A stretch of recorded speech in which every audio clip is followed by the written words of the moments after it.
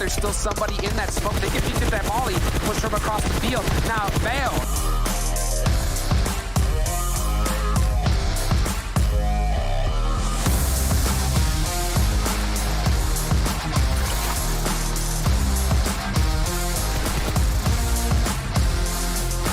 The Bucky versus Bayo here. The Bucky crawling up. Tensa has the intel. Tensa is crawling. Tensa's like, he's right here. He's right here. The grenade from the Bucky!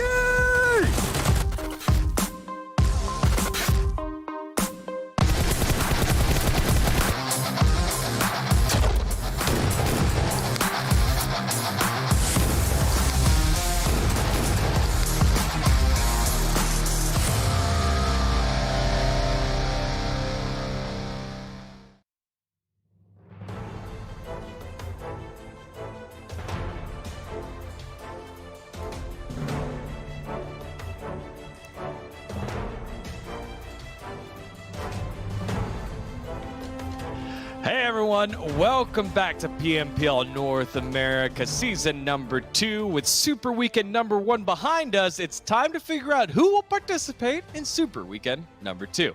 I'm your host, Daniel Digon Gonzalez. We've been breaking down all the action so far from PMPL NA season 2, and I'm not doing it alone. It's the best casting duo in the history of PUBG Mobile. There we go. It's D7 Worlds Gaming and Glitter Explosion. I was trying to figure out how big we're going. We're going all the way to the top right there. Okay. I'll definitely take the compliments. Heck yeah. What do you think, Glitter? I think yeah. I mean, I'm not mad at it. I'm certainly not mad at it. I'll take it.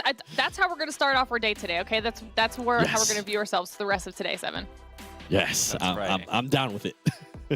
And if you all at home agree with us, you better be putting the hashtag PMPL right on in there across all your social media platform. Let us know how good of a duo all of us are right here. Look at that. Look at that duo right here. You see them? They're so good. They're so good. All right. Hashtag PMPL across all your social media to get into the conversation. Now, let's take a look at the format of PMPL. I talked about it earlier. We finished Super Weekend. If you at home are like, well, what's Super Weekend mean? Don't worry. We got you covered. During the week, we have 2 days of league play because we got 20 teams, but only 16 slots in the lobby. They alternate based off of group. The teams that score the most points during league play during the week in those 2 games will then qualify for the Super Weekend. There will be 3 Super Weekends where the top 16 teams will play from that league play. They'll get 5 matches each to collect points. And then at the end of 3 Super Weekends, the teams with the most points, the 16 of them, will get to play into the finals, a 1-weekend, 3-day final with 6 matches each for the big grand prize. Now, let's take a look at some of those teams that will be participating in PMPL Season 2. This is Week 2, so the Super Weekend's over. We're inviting back all 20 teams here, Seven, as we take a look at that list. Who are some of the teams that you're looking at?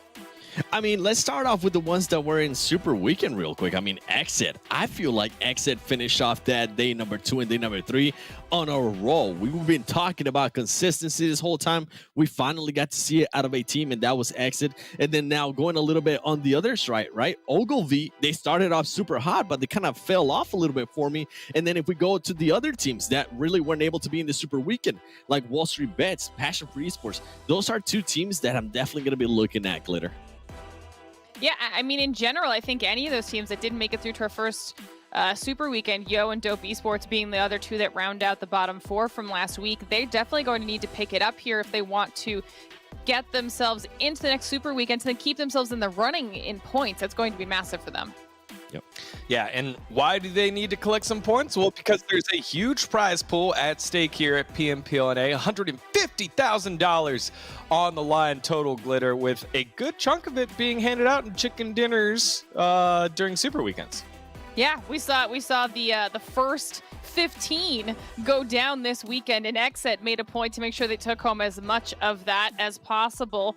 Now we're back into league play, so they're going to be battling out to see who can get back into the Super Weekend for maybe another four-ish grand, in their pockets. But then, of course, whoever has the most points at the end of everything and makes it into finals, if they're able to pull down first place, they'll be netting another $10,000 in their pocket. So along the way to finals, there's lots of money to be had, and then at the end of it all, they could come home with a pretty big prize. Yeah, well, how do they do it, Seven? Oh, Through I'm points, about of to tell course. you. 15 points per win. And actually, I always talk about the kills. You know what? I'm actually going to leave those for last because I'm going to be looking at 13 and 16. You can see they get 0 placement points, but we have actually seen some teams come up big due to that 1 point per kill. So that's what I'm going to be looking at here today. If they get unlucky with the zones, which, boy, if you check out Twitter and saw all those hashtag PMPLs from the players, they were saying that the zones were absolutely crazy. So for those teams, you know, that don't get blessed by the zone, I do want to see some kills. Get that 1 point or multiple ones. Yeah, well, if we take a look at this tournament schedule for this week, a bit of a change from week number 1. No more we go into the dusty sands of Miramar. We traded out for the tropical climate of Sanhok. And, you know, that's a place where, at least for the first drop, doesn't matter where the zone is, you'll be able to get on in there regardless of playing path, regardless of everything here. As we take a look at the overall schedule as well. Sorry, so schedule first, then we'll look at the maps. But here's the schedule for all of you that didn't know it. There's our league play weeks. Days 1 and 2 here on week 2, 12th and 13th, and then 2 more super weekends before we head on over to the finals. All right, with all that said, let's go ahead and hop into the storylines heading into week number 2. And the first things first, we got to take a look at the points from Super Weekend. Because again, Super Weekend points is how you qualify on in. And we had some big surprises in that Super Weekend there, Glitter.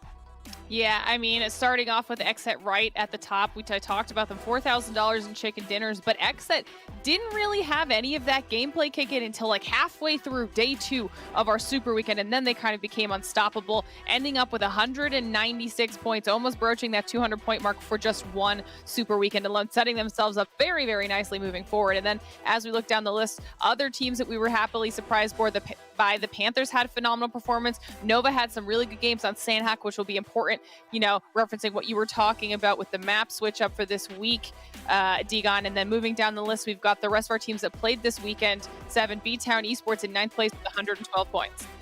Yeah, and I mean, these are the teams that didn't make it to the first Super Weekend are going to be looking at, right?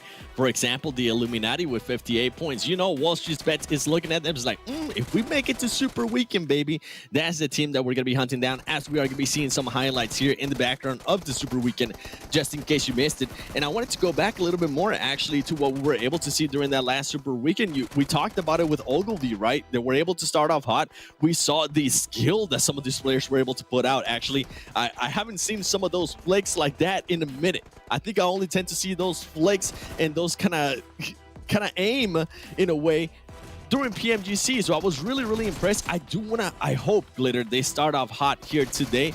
And some of the other teams that I'm definitely going to be looking at is the Panthers. I think a lot of us were taken by surprise by what the Panthers was able to do. So that's one team that I'm definitely going to be looking at as well. 100%. And then, of course, all of our squads that didn't make it to the Super Weekend are going to be looking at teams like Illuminati, the Hitlist. Those are the 2 bottom teams from the overall point leaderboards for Super Weekend. And they're essentially kind of creating a little bit of that point bubble. So there's potential for some of our bottom 4 teams to go after the likes of Illuminati and the Hitlist to keep them out of Super Weekend, so that it prevents them from being able to get more points, therefore making it easier for the teams that didn't qualify to get some points on the board and match them. Yep. Yeah, well, new week, new opportunity, y'all. So who are some of the top teams that should be bouncing back? And right off the top of the head for me, Ghost Gaming. Like Ghost and Knights, yes, we saw them on that first list there, but that's not what you expect out of the class of North America, where when you ask them, when you ask any team, who are some of the best in NA, everyone says Ghosts and Knights, but we find them in 7th and 8th here, 7. Yeah, I mean, we definitely saw some huge surprises there with Ghosts and Knights, but I think the one that I'm mostly going to be looking at is going to be WallStreetBets. Do me a favor, pull up that graphic for me, WallStreetBets, because they just had an absolutely disappointing week 1 of league play. I can't put it any lighter than that. Some of the players, I mean, it was scary, and hopefully today they're going to be able to kind of switch that up. They're going to be able to just boost his stats because, I mean, just look at that. Damage, 4,000 damage. That might seem like a lot, but it actually wasn't that much. And 13 kills. We talk about the points per kill. Well, guess what? That's just only 13 points. I'm pretty sure this team that have some amazing fraggers, especially Draco. I'm going to be looking at you. He was able to put up great numbers last week. He was able to put up the most damage. Actually, he had so much damage that pretty much combined the other 3 players. I don't think they were even able to reach to the damage that he was able to put up. So WallStreetBets is definitely one I'm going to be looking for and pulling forward. Yeah, WallStreetBets just a surprise given the fact that they have such veteran leadership and veteran players on the squad. And we had the opportunity to speak to one of those veteran players. Now on the line is player for WallStreetBets, legend of the North American scene. It's King A. King A, man, how's it going? Welcome to the broadcast. How you doing? I'm doing pretty good. And yourself? I'm good, brother. So just kind of refresh me on like how this team came together. Team basically just came together and we were looking for fraggers and we needed a change from what we did in finals. And we picked up 2 other fraggers that we thought we did exponentially well or better than the past 2 players that we did have. 7? Right on, right on. I'm actually going to have 2 questions for you. The first one's going to be super easy, baby. By the way, I miss you, man. I haven't seen you since Malaysia. Hopefully, I'll get to see you soon. The first question is for everybody that might not be too aware of your team since they qualified through the PMCO. Please tell us what's everyone's role in the team. Basically got 3 fraggers and then IGL. Steve-O being that IGL. We got Baba as a fragger. And Draco as a fragger as well. I'm more of a support fragger and still the fragger role and still need to pick up some more frags from myself as well. Definitely. And my second question here is, what was something on the first week that just kind of got you guys off guard? We saw the performance that you guys were able to pull up, and I'm pretty sure you guys can definitely do a lot better. So what was the main thing that kind of, it was a hinder to you guys during week 1? More or less having that military zone first game that really just threw us completely off. But more or less comms, not knowing how more or less the teams were playing. I think we just need to get better at adapting and just taking control of what we can control, other than more or less rotating around and trying to avoid stuff and trying to get placement. So more or less try to go for more kills.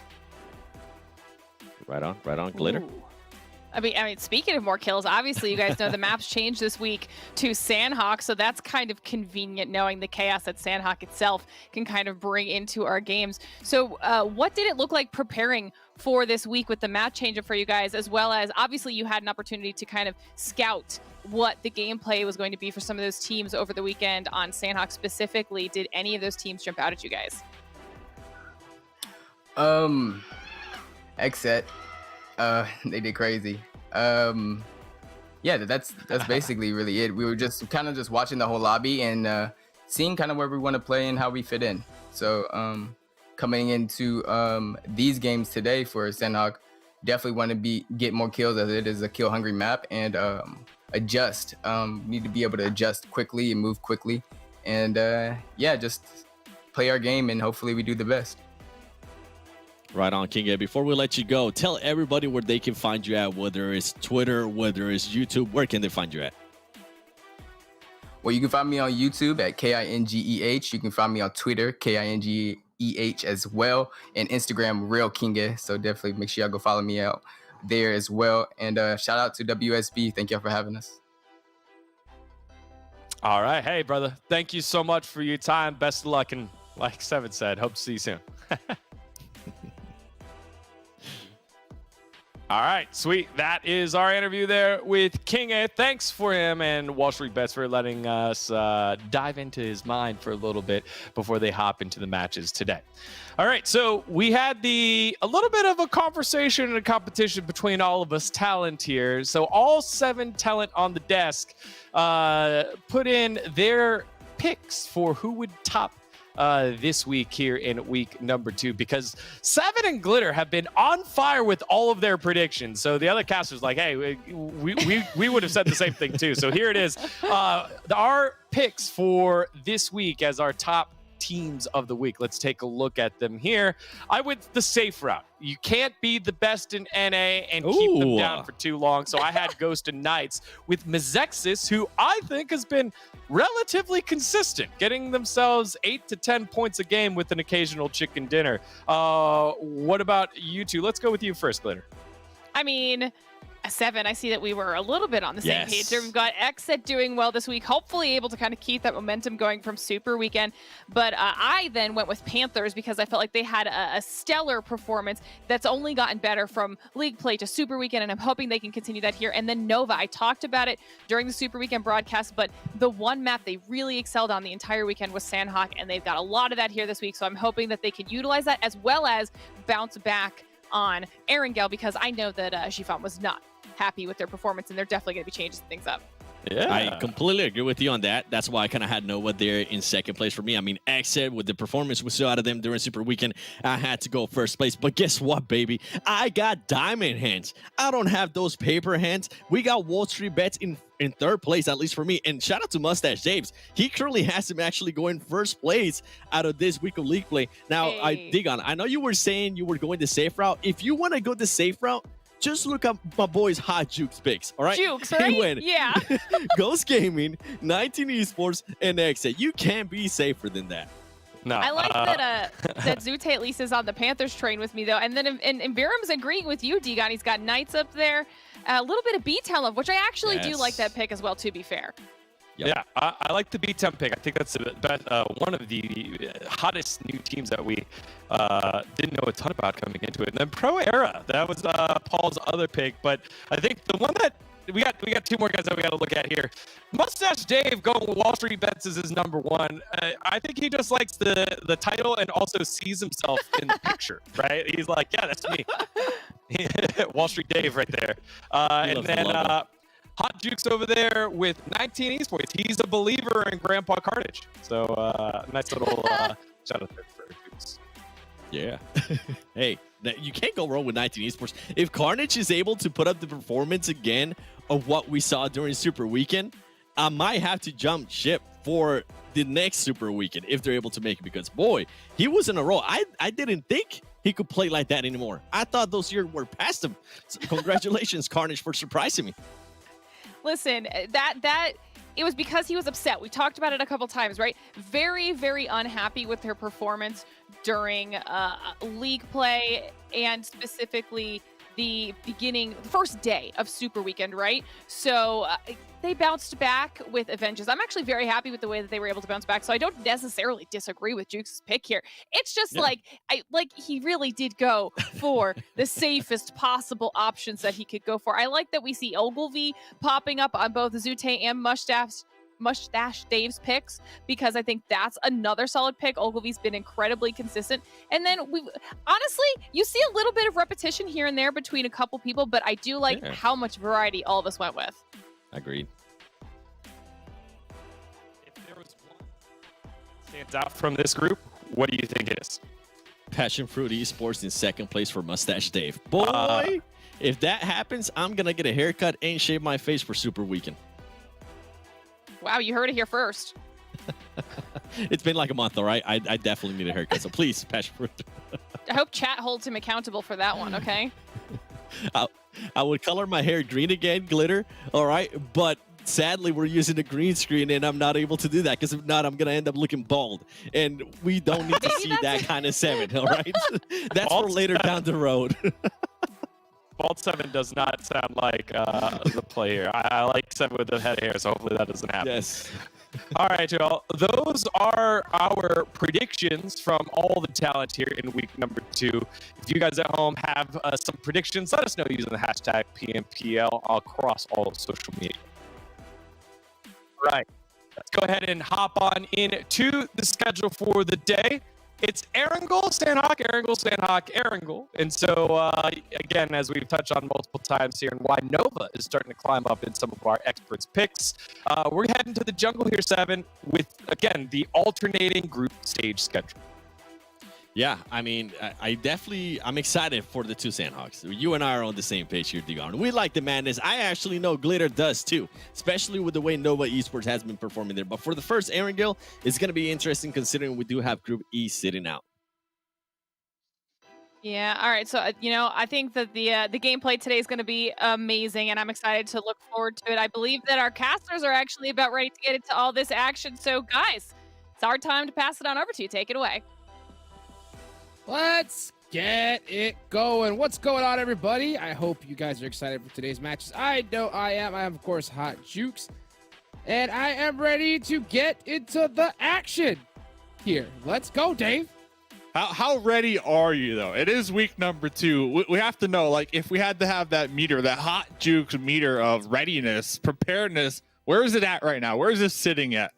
Bro, about 30 seconds ago, I ain't gonna lie, I was kind of like in the center, but right now, bro, it's all the way to the top. All the way to the top, baby. I'm ready to go. Let's get it. Born ready. Let's get it. Mr. Safe top 3 picks Jukes out here. Gosh. I can't believe they're roasting me for that, because I ain't gonna lie. So they asked me what my top 3 picks were, and I said Carnage, and Carnage. But then towards the end, they're like, "Oh, we can't put his mixture up there. We gotta pick some other. You gotta pick some actual teams." So then I was like, "All right, these are the ones you're gonna get." So I don't want to hear nothing about it. What would have been a great pick, because we saw last week Carnage is just on fire. So, ladies and gentlemen, week number 2, match number 1, league play. Players are loaded on up. Let's go, baby. Let's get into the game here, Hot Jukes. Woo! Let's get it back to league play now. This is where it really matters, Steve, right? You have to make it to the Super Weekend. No ands, ifs, or buts. If you do, your butt is sitting in the chair watching all the other teams make a whole bunch of money. So I want to see a team set the pace now, right now. I want to see somebody come out hot and just take the date over, Dave. What about you? Yeah, we have to see WallStreetBets, and we have to see Dope Esports. I know Dope Esports are sitting out game number 1, but those 3 teams in particular, there's no other option, Hot Jukes, because we already played 1 Super Weekend. There's only 2 more to go, and you need to be top 16 to qualify for those finals. So if any of those 3 teams don't qualify for this week, I'm not trying to add that pressure. I'm not trying to, make the situation even more, pressurized, I guess you could say, for them. But it's on. It is on. Like, there's no option, Hot Jukes. If they miss 2 Super Weekends, well, that's a GG. See you next season, partner. We'll see. Straight up. I mean, there's no choice. You miss 1 Super Weekend, your chances of making it in are already extremely, extremely slim. Miss 2, it's over. So we got it going on here. We're going to see which teams are going to be able to make it to the top 16. I'll tell you which team isn't going to make it to top 16 so far, at least in this game, Dave. Which one do you think that is? I'm trying to think here. About your picks. I think it's a trick question. Is this a trick question? I don't think so. Look at if you look at the bottom right, and you think about your picks, I think you'll put 2 and 2 together. 1 + 1 is 2. So viewers out there, if you know your math, with 2, Passionfruit. Not in the game. I tried to convince them to let you and I be on the team. I'm like, listen, we could be on the team. We got Hot Jukes, the sniper. You got Mustache Dave, the ultimate IGL. I watch a lot of Beowulf footage. I can tell you, my strategy would be just to copy Beowulf's moves. I would drop Pachinki. Not gonna lie, I would tell the team to drop Pachinki. Why not? I love it. And I think that's why my job application for IGL on the squad got denied. I don't think so, dude, because that sounds like a great plan. The Beowulf clone, dude, the mustached clone of Beo, I think, in my opinion, has to be superior. But yeah, unfortunately, I don't know why. We got declined. I thought it was a good idea. You did as well. But they decided to just say, you know what? No. Just no. Well, just no. I'll have to submit my applications next season again, I guess. Don't give up. That's the thing. Do not give up. If at first you don't succeed, try and try again. And I think that is going to be the motto here for WallStreetBets, Dope Esports, and Yo, because like we mentioned, they did not qualify for Super Weekend number 1. So this week, these 2 days, critical for those squads. And to make, matters a little more spicier as well, the desk, they mentioned it. Last week, League Play, we had Erangel and Miramar. This week, Hot Jukes, your favorite map, Yes. Sanhok, baby. So it's going to be, talk about being a nice spicy one. The Sanhoks 2 a day? Well, that's going to be a challenge. Dude, it's literally like in high school, right? 2 a days. That's what it's like, because these guys are going to have to put in some work, and they're going to have to get their feet moving, especially in Sanhok. They're going to be on the run pretty much the entire game. But we're still at this Erangel match. This is a good kind of, I think, warm up for all that action that's going to be coming up. And I'll tell you what, it is definitely going to be coming soon. So for everybody, don't go anywhere. Make sure that you're sitting nice and tight to get everything ready, because today it's going to be just nonstop action. Non-stop action as we get a nice little glimpse. We get to check in with all the squads here as they are doing their nice little looting phase right now. And yeah, we got pretty normal early game. We got Ghost and Pachinki. We got BTOWN over there, kind of in between North and South George. 19E, your favorite squad in South George. So those two teams, they might clash with each other. And I'm bringing this up because I spoke to Grave here, and you know me, I'm a huge fan of BTOWN. They qualified from PMCO number 1. They were putting in the work. You can recall. I mean, you and I were like nonstop talking about that squad. And Grave said that. Oh, hold up. I'll get back to that point. Okay. Dude, the Illuminati. Talk about a free point here, Hot Jukes. Trey. That's it. Let me wrap this up real quick. Go ahead.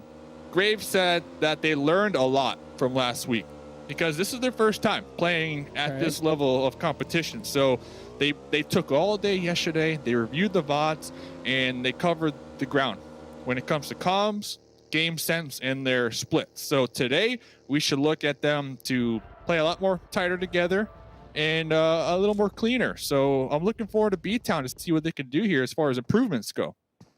I want to see it. Coming from just hearing that, I ain't gonna lie, hearing game sense, that's something that just has to come over just repetitions, right? It ain't gonna happen overnight. So to have that entire team, you can, like, each individual player can have that game sense, but to have the same sense, that's the hardest thing, right? To have each one of the players know exactly what to do at the same time. That's what all the squads at the highest level do. So I love to hear from them love to hear from you that they told you that they are putting in so much work reviewing VOD, so that way they can get that game sense together, Dave. It's just so huge. It's so important and a vital part of, playing at this high level. Got to put in the hours. Got to put in the hours. The only bad thing is I definitely had him as my top pick. I'm not going to lie. I had him as my top pick, and Graves said, listen, Dave, if you have us as your top pick, we're going to be good this week. We're going to be good this week. I'm telling you, Hot Jukes, I'm telling you, I had him as my top pick. All right? So relax. They're still up there. They're still up there at the top. So a lot of expectations from BTOWN, definitely. And, to kind of kick off the week, Hot Jukes, anything on your mind here? Anything that you're looking forward to? I mean, have been just so stoked for Sanhok. I mean, just to see so many matches coming up of it, I am hyped. As far as for this match, something that sticks out to me is looking at 19 Esports roster. It looks like, Juicy is coming in for Leon. Now, I did get a chance to talk to the team before this, and it is going to be due to a, scheduling conflict.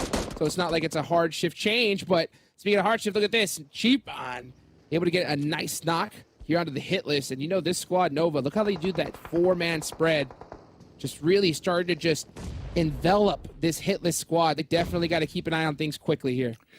Yeah, a little concern with Memory's position in the tail end, but we can see them just full boost in that vehicle to group up with their squad mates. And they did get the initial knock. The hit list, though, I'm very surprised. Looks like they're going to be pulling off and not opting to try to at least get this revive on their squad mate. They don't want any of it. I mean, the problem is where their squad mate got knocked. It's such a difficult area to defend. Once you go against a team, especially like Nova, where they're like a four-legged spider, you know, just wrapping each leg around you, where that position was, if they try to go for that res, they would have all been completely caught out. They know it, and you can just see them have taken off. One player, unfortunately, not able to get in the ride, so he's going to have to find his own way home. And yeah, it's going to be yeah, see ya. We're out of here. I mean, they don't want to lose two. You know, they don't want to lose, you know, all the whole squad. You know, losing one or two, I guess, is something that you have to do. That rhymed. Wow. You're on it today. I'm not gonna lie. You were just killing it, man. You've been practicing your verses for sure. I could tell. Everybody waiting to see where this next zone goes. A lot of these players already in vehicles, and okay, definitely a change of pace from last week. This zone not the harshest when it comes to hard shifts. Pretty solid here. Looks like the Panthers, they are gonna have to be aware of that bridge that they are gonna be passing by here very shortly, but fortunate for them, XSET did end up pulling off, so there is no bridge camp this game. Yeah, no bridge camp at all. Looks like everything's going to be played a little bit, you know, nice and cleaner on this side. Look at Ogilvy, Glass trying to get some shots onto Yo as they are headed in this chopstick area. Oh, looks like we do have a blown out tire there from Jay. So he is... Where are they going? Yeah, they don't know. What are we doing? I don't even think they know. They're going to go ahead and swap into that Tesla, looking nice and pretty, and I think they're just still trying to figure out a spot. I think we were doubling back to pick up our squad mate. That's a kind of a tough thing, because this is what your IGL should have in place already. Like, you should have the strategy. Okay, guys, we're gonna go here. Okay, we're gonna go to this spot. If we go to that spot and there's a team there, we're gonna go ahead and break off to the right, and we're going to start going to another spot, and this is going to be the second spot. Those are the things you have to set up already, have as an IGL. If you're just go ahead and picking up just one spot and it's taken, you can just see it in the players' actions, how they're just kind of lost. And so, you know, making those kind of pre-calls, pre-moves, I think are an essential part of really upping your game. Something I think all players should take account of. I do appreciate how Spring is kind of playing that overwatch position for their squad mates in those trenches, in those chopsticks, just to kind of keep that intel flowing to their teammates, making sure that they don't get pushed on for the time being. So about to pay attention to Team Yo, as might have been a little hesitant on that rotate, but all four are still alive, so that's fortunate for them. It looks like for the most part, everybody trying to center on up, or at least play that off center. In the kill feed though, starting to see some action. That's going to be the Knights. They are a little northwest of Pochinki. They're gonna have the Illuminati and WallStreetBets in the general area, but we did see a nice little knock here to start things out. Yeah, nice little knock onto AZ from the Illuminati. Not sure exactly how that fight is faring. Looks like he's still knocked. Haven't seen a kill feed pop up yet, so I'm wondering if they are going to be able to get that res. For now, for the time being, we're going to keep an eye on some of the rest of the squads as they are making these rotations. It's still pretty early in the game, everybody. And at this high level, if you're just tuning in for the first time, never mind. Ooh. Here comes 19E onto Bob. Carnage hitting in first. You can see Kiss taking off. It looks like they want to get a full ejection from here because they are caught out of position. But he ain't going to say something yet. Going to get one knocked in return. Here comes Acer looking to get the finish onto Fate. Coming around the corner. Beautiful 2v1 action from 19 Esports. And they are going to get a thumb up onto Bob. But here they come. They actually come to fight this 2v2. Yeah, 2v2. They recognize the situation. Acer cooking a grenade, trying to toss to do that window, that doorway. These smokes will be blocking those sight lines. It's going to come up to Carnage over here to really get the wraparound. Nice but nade. Acer, clutch grenade right there. Now it's a 2v1. Beautiful nade there from Acer. Here he comes with that UMP CQC. That's something he's really good at. He heard that click of that nade. Bouncing back. Nice little pre-fires going back and forth. And it is going to be Acer eliminating Boring Protocol. Unfortunately, due to how that all turned out, they did lose Juicy in the process. But, you know, having 3 up, 4 kills, it's nothing to shake your head at. If I had to critique that send, that push a little bit on the side of 19E, I would have liked to have seen Juicy a little more grouped up with the squad mates before they just crashed that compound, because Juicy was kind of far behind while the other 3 squad mates were already on top of the building. But it worked out. 4 kills. That's 4 points. Next zone does go on up, and they clean that up just in time because next circle does not favor Gatka anymore. Looks like everybody trying to center on up around Pachinki. Beautiful shots there from Illusion. Completely caught wide out in the open. He knew that he had to pre-fire that tree, able to get that nice little pixel spot, and is able to keep himself up. A beautiful, beautiful play right there. And you can just see Salt heading for the hills. He is out of here. Pachinki Hill is just on fire right now. Oh, the run over! Uh-oh. Legal! The Panthers, this is what they do.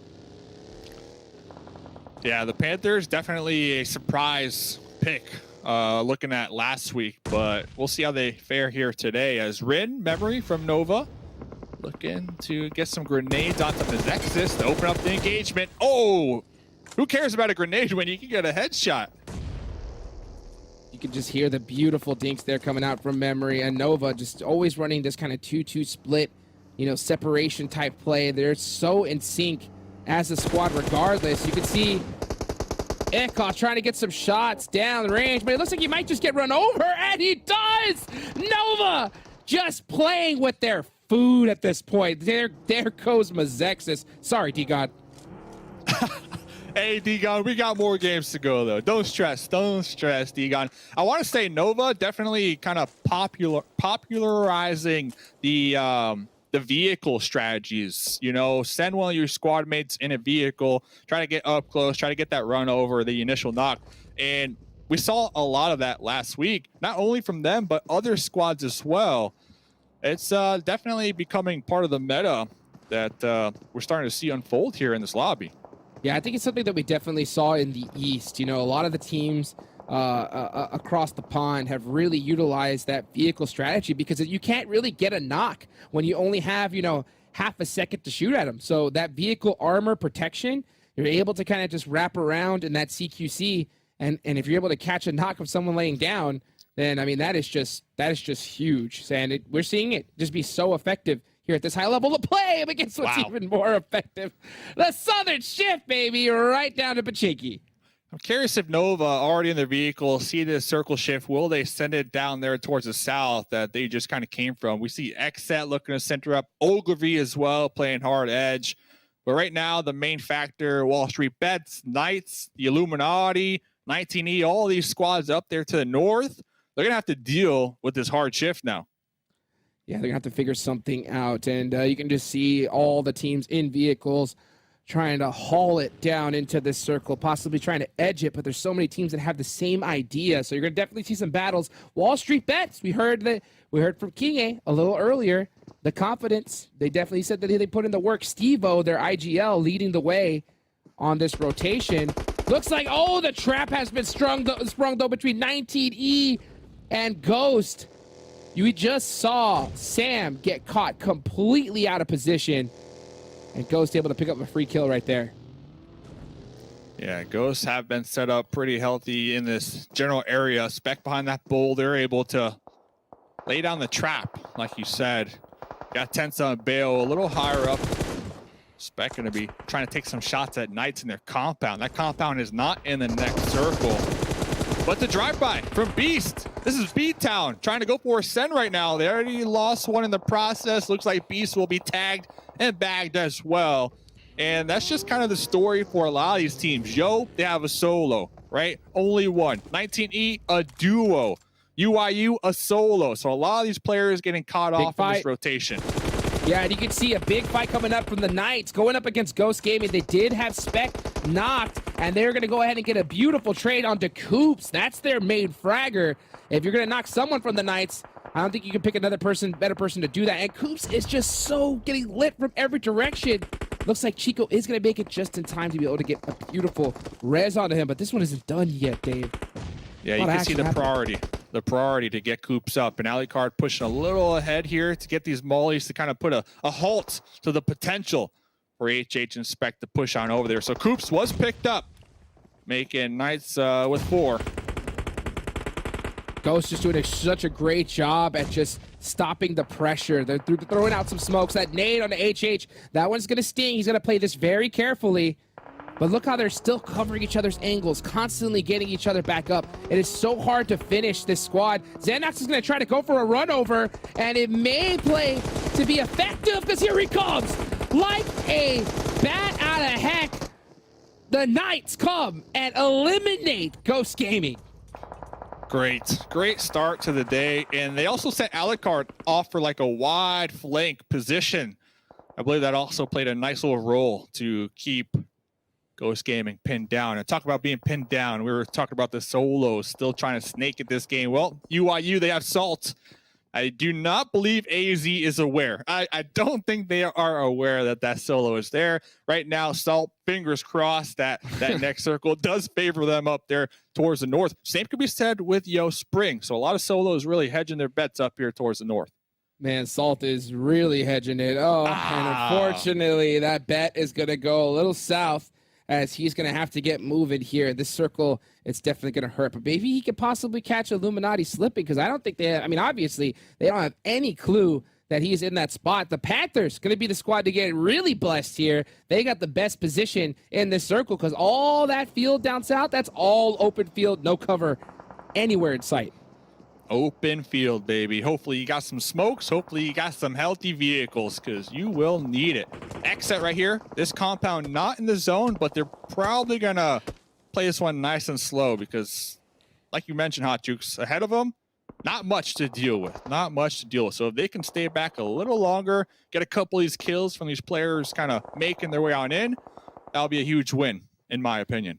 Yeah, definitely going to be an opportunity. BTOWN holding that bridge. Well, here we go. The Panthers doing some great shots against WallStreetBets. They are definitely just trying to cover this side of the circle the best they can. Here comes all the utility to apply that pressure even more. And it looks like Illusion's going to catch one onto Baba. Brady going to come in with the Molotov.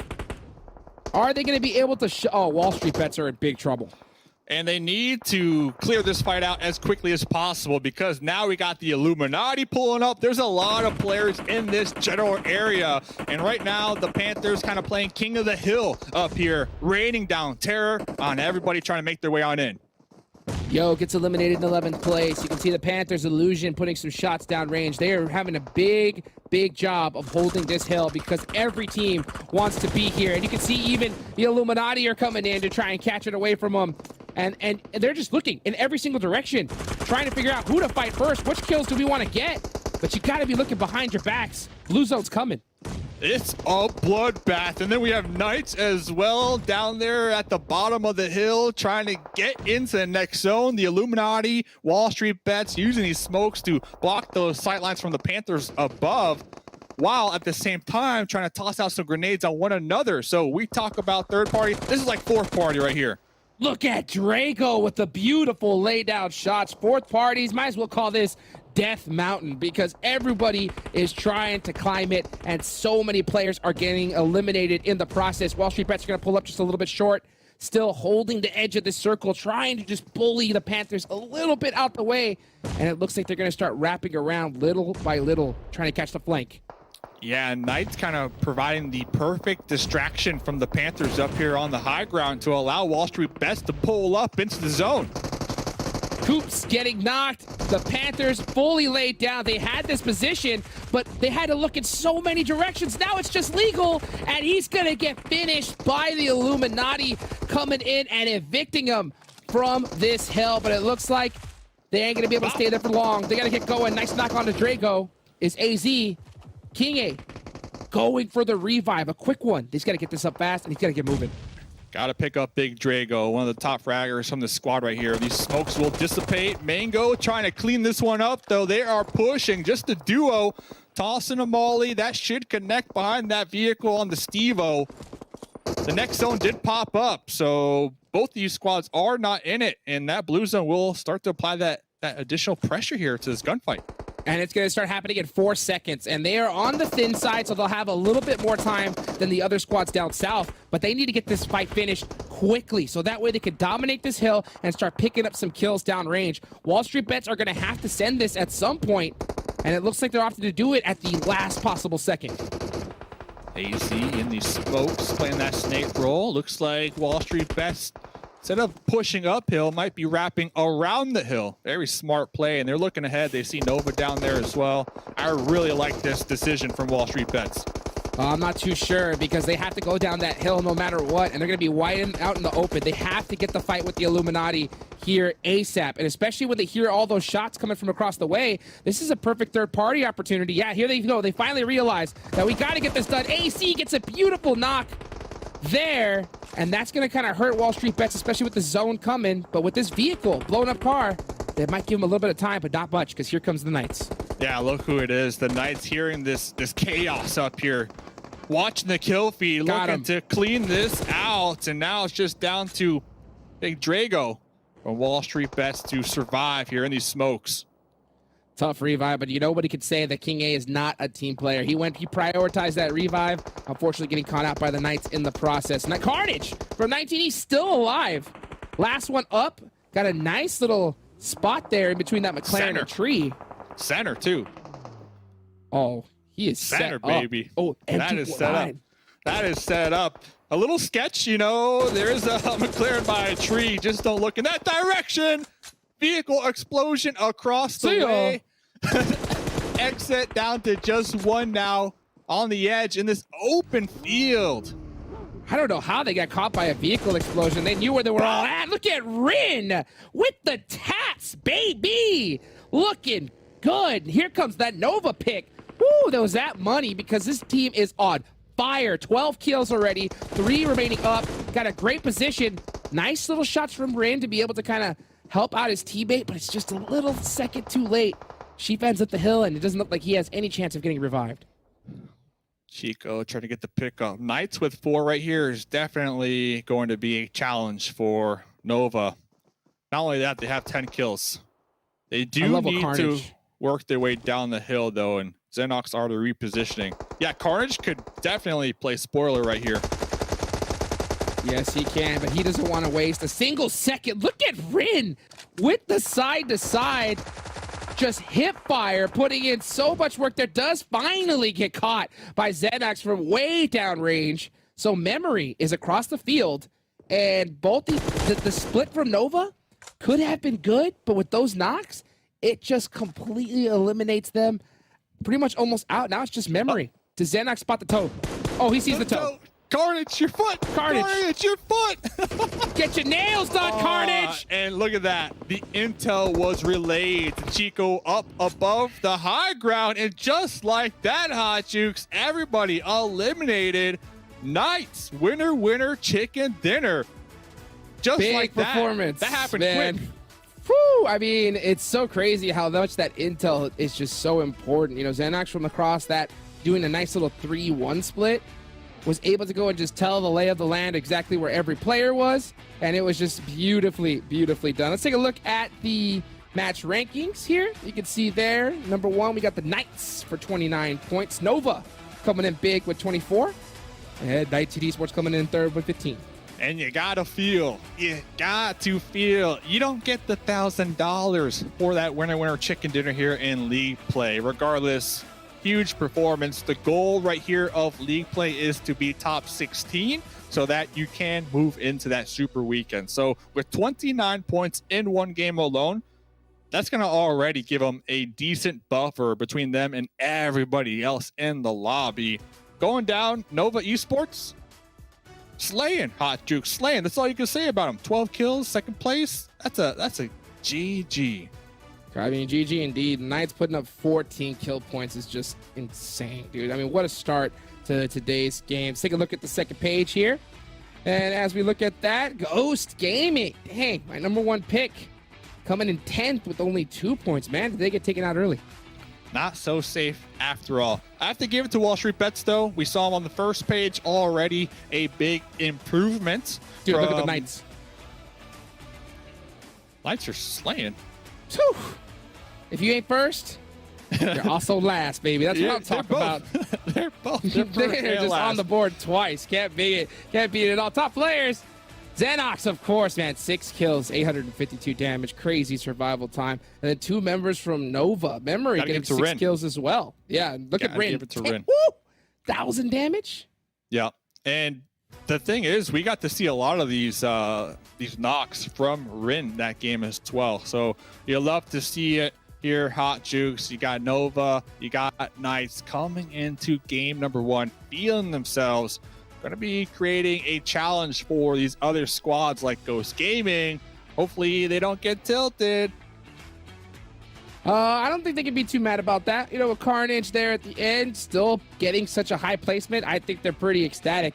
I think Ghost, they're going to be pretty upset after that one. They got bullied out there by the Knights. The Knights stormed and took out almost every big team in that game. So the Pittsburgh Knights, if you're a fan of them, you're hyped. The rest of the squad's got a little bit more work to do, and we'll go ahead and see some of that work done right after this break.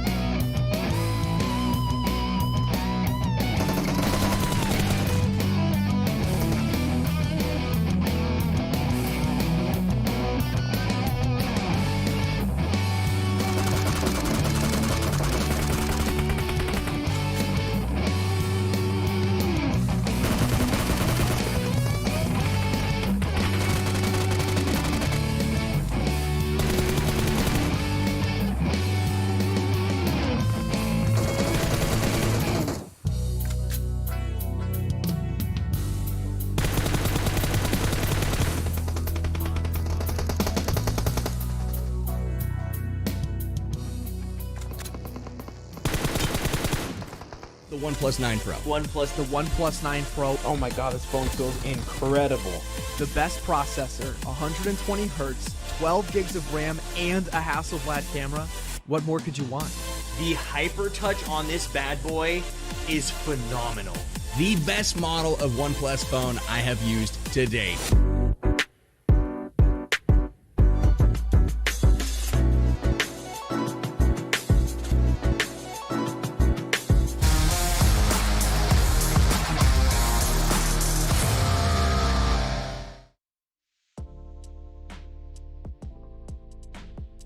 Hey everyone, welcome back to PMPL NA season number 2. If you guys want to get involved in the conversation about that last chicken dinner, if you felt like it should have gone to Nova, if you felt like they should have found Carnage a little bit earlier, use the hashtag PMPL across all your social media platforms to get in the conversation and find other like-minded PMPL minds like yourself. All right, let's dive straight to it.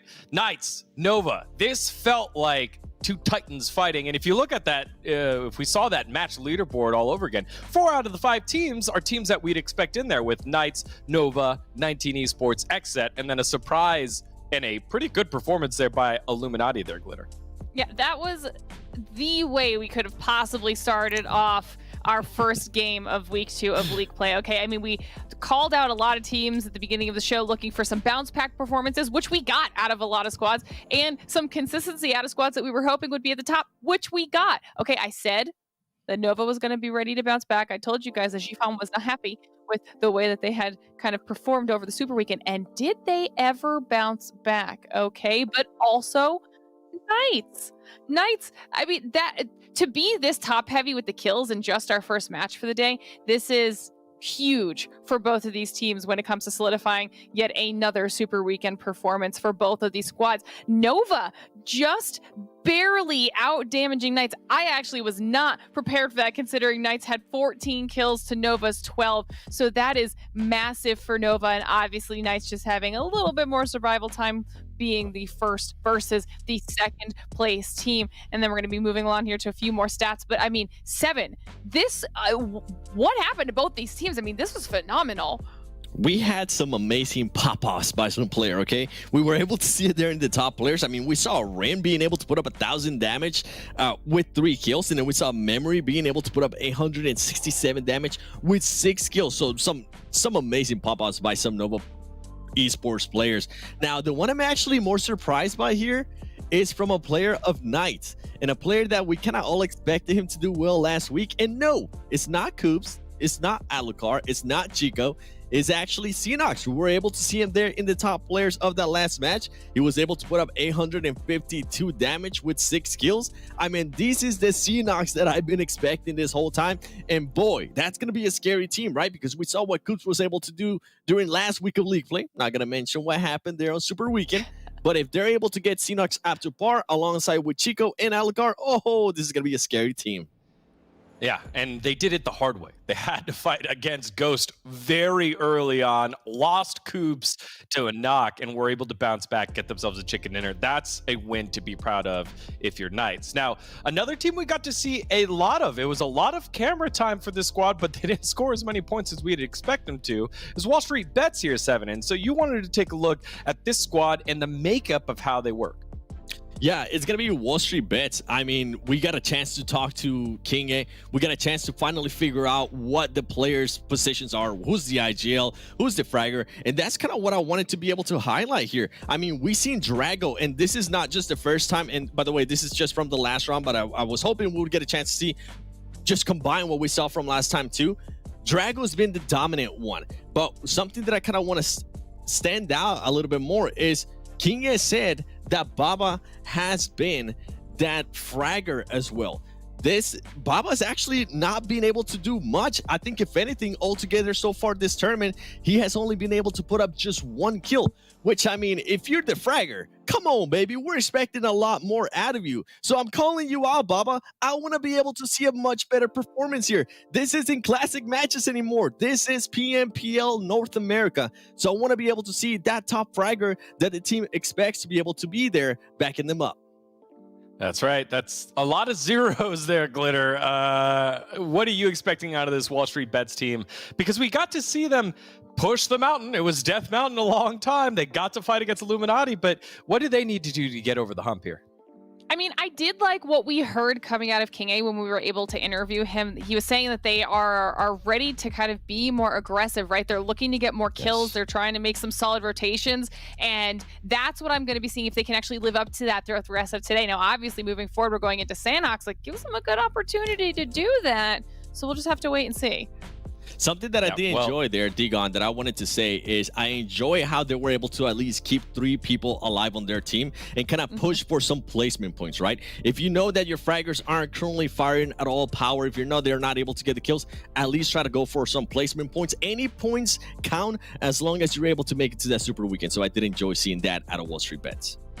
Yeah, well, hopefully they'll be able to continue to grow there. That last match was brought to you by OnePlus, the overall major sponsor of the PMPL North America. And, you know, if you want to climb the ladder, if you want immersive 120 hertz display, if you want technology made specifically for you, that's right, because you're a gamer like HyperTouch. Get your hands on the OnePlus Pro and OnePlus 9 Pro and OnePlus 9, available at all major mobile retailers. Thank you again to OnePlus for sponsoring the PMPL North America season number 2. All right, y'all, let's take a look at that map rotation. We've talked about it multiple times, but here we go. It's the first time we get it during league play in the week. We're heading to Sanhok, everybody. So no more Erangel, no more Dusty Desert. Sanhok time. I'm throwing this one to you, 7, because you know it, you love it. We are missing Group D out of this one. So if we pull up the graphic that shows which teams are playing, I wonder how this is going to affect the lobby. So one of the teams that we're just talking about, WallStreetBets, is going to be one of those teams that is going to be sitting out. They're not going to get a chance to enjoy the madness out of Sanhok, but at least the good thing out of this is they'll be able to kind of sit out, right? See what some of these other teams that haven't gotten a chance yet to play in the first Sanhok are going to be doing. And the first teams that I'm going to be looking at, and ones that I'm pretty sure I highly suggest for the viewers to be looking at, is going to be Pro Era and the Illuminati. We saw those two teams fight a lot during Sanhok. We saw the Illuminati being able to actually it didn't go according to plan for them. They actually ended up dying to Pro Era quite a lot. So I want to see if those two teams are going to be landing with each other again, if they're going to be hot dropping themselves in a way, or if they're maybe going to be able to change their tactics and learn their lesson from Super Weekend. Yeah, Glitter, what about you? I mean, I think right now, and it's something that we were keeping an eye out for during Super Weekend, and something that I'm still keeping my eye on, because I don't know that I'm 100% sold on the consistency factor. We only had one Super Weekend and one league play. So now I'm looking back at the people we expected to do well. We saw top 4 was a lot of those heavy hitters. I want to see if they're going to be in a similar situation this time around throughout the rest of the day.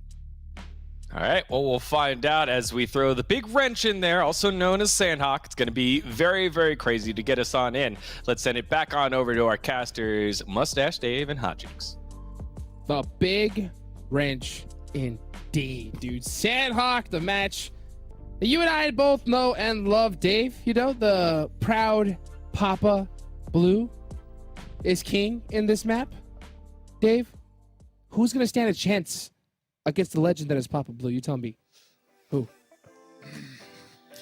You have to assume Dope Esports LLC. You have to. You have to assume they had so much time to sit back, relax over the Super Weekend, to watch, to study, and really come up with that master plan for Sanhok. So I'm going to be looking at Dope Esports to come into their first match just swinging out here, swinging, taking wide swings, Hot Jukes. Bro, I want to see some haymakers from Dope Esports LLC, because that's what they need, like straight up. You missed the Super Weekend. You're already so far behind. You're going to get to the point to where if you don't perform here today, teams are just going to, like, the second they get a thirst and realize it's you guys, they're just going to start pushing y'all, like straight up. So you got to come up big. Let Sanhok do the work for you. You know, make some plays and just make it happen. Got to do it. Got to get it done. And you bring up a great point, right? They don't want to be known as a feeder team. So today's the day to make sure that these teams put some respect on your name. Ladies and gentlemen, match number 2, Sanhok players loaded on up. Let's get into the game, Hot Jukes. Let's get it. Here we go. Sanhok. I mean, I had to take a deep breath on this one because it's always a fun match to cast. I know that my voice is going to be getting nice and used up in this one because, dang, Sanhok, even at the get-go, you see the action start all the way up into the finish. 16 teams also dropping in hot here. Match number 2. Got to keep your eyes on Dope Esports. This is going to be one of the squads I'm looking at here this week in league play, because we were kind of alluding to it in game number 1. They have to qualify. In my opinion, Hot Jukes, there's no other option for them to qualify for that finals, for the finals, if they don't make it to this Super Weekend coming on up. So I'm not trying to add too much pressure. Talk about the pressure. Let me get a Papa Blue in the house, because this is what we have been missing, Hot Jukes. Usually this happens on Vikendi. We don't have Vikendi. It is back in the rotation and pubs, which I've been loving, by the way. But this is what I love to see. About, what would you say? 20? It's 20? A good 35. 35% water in circle number 1. Let's go. I'm pumped up for this match.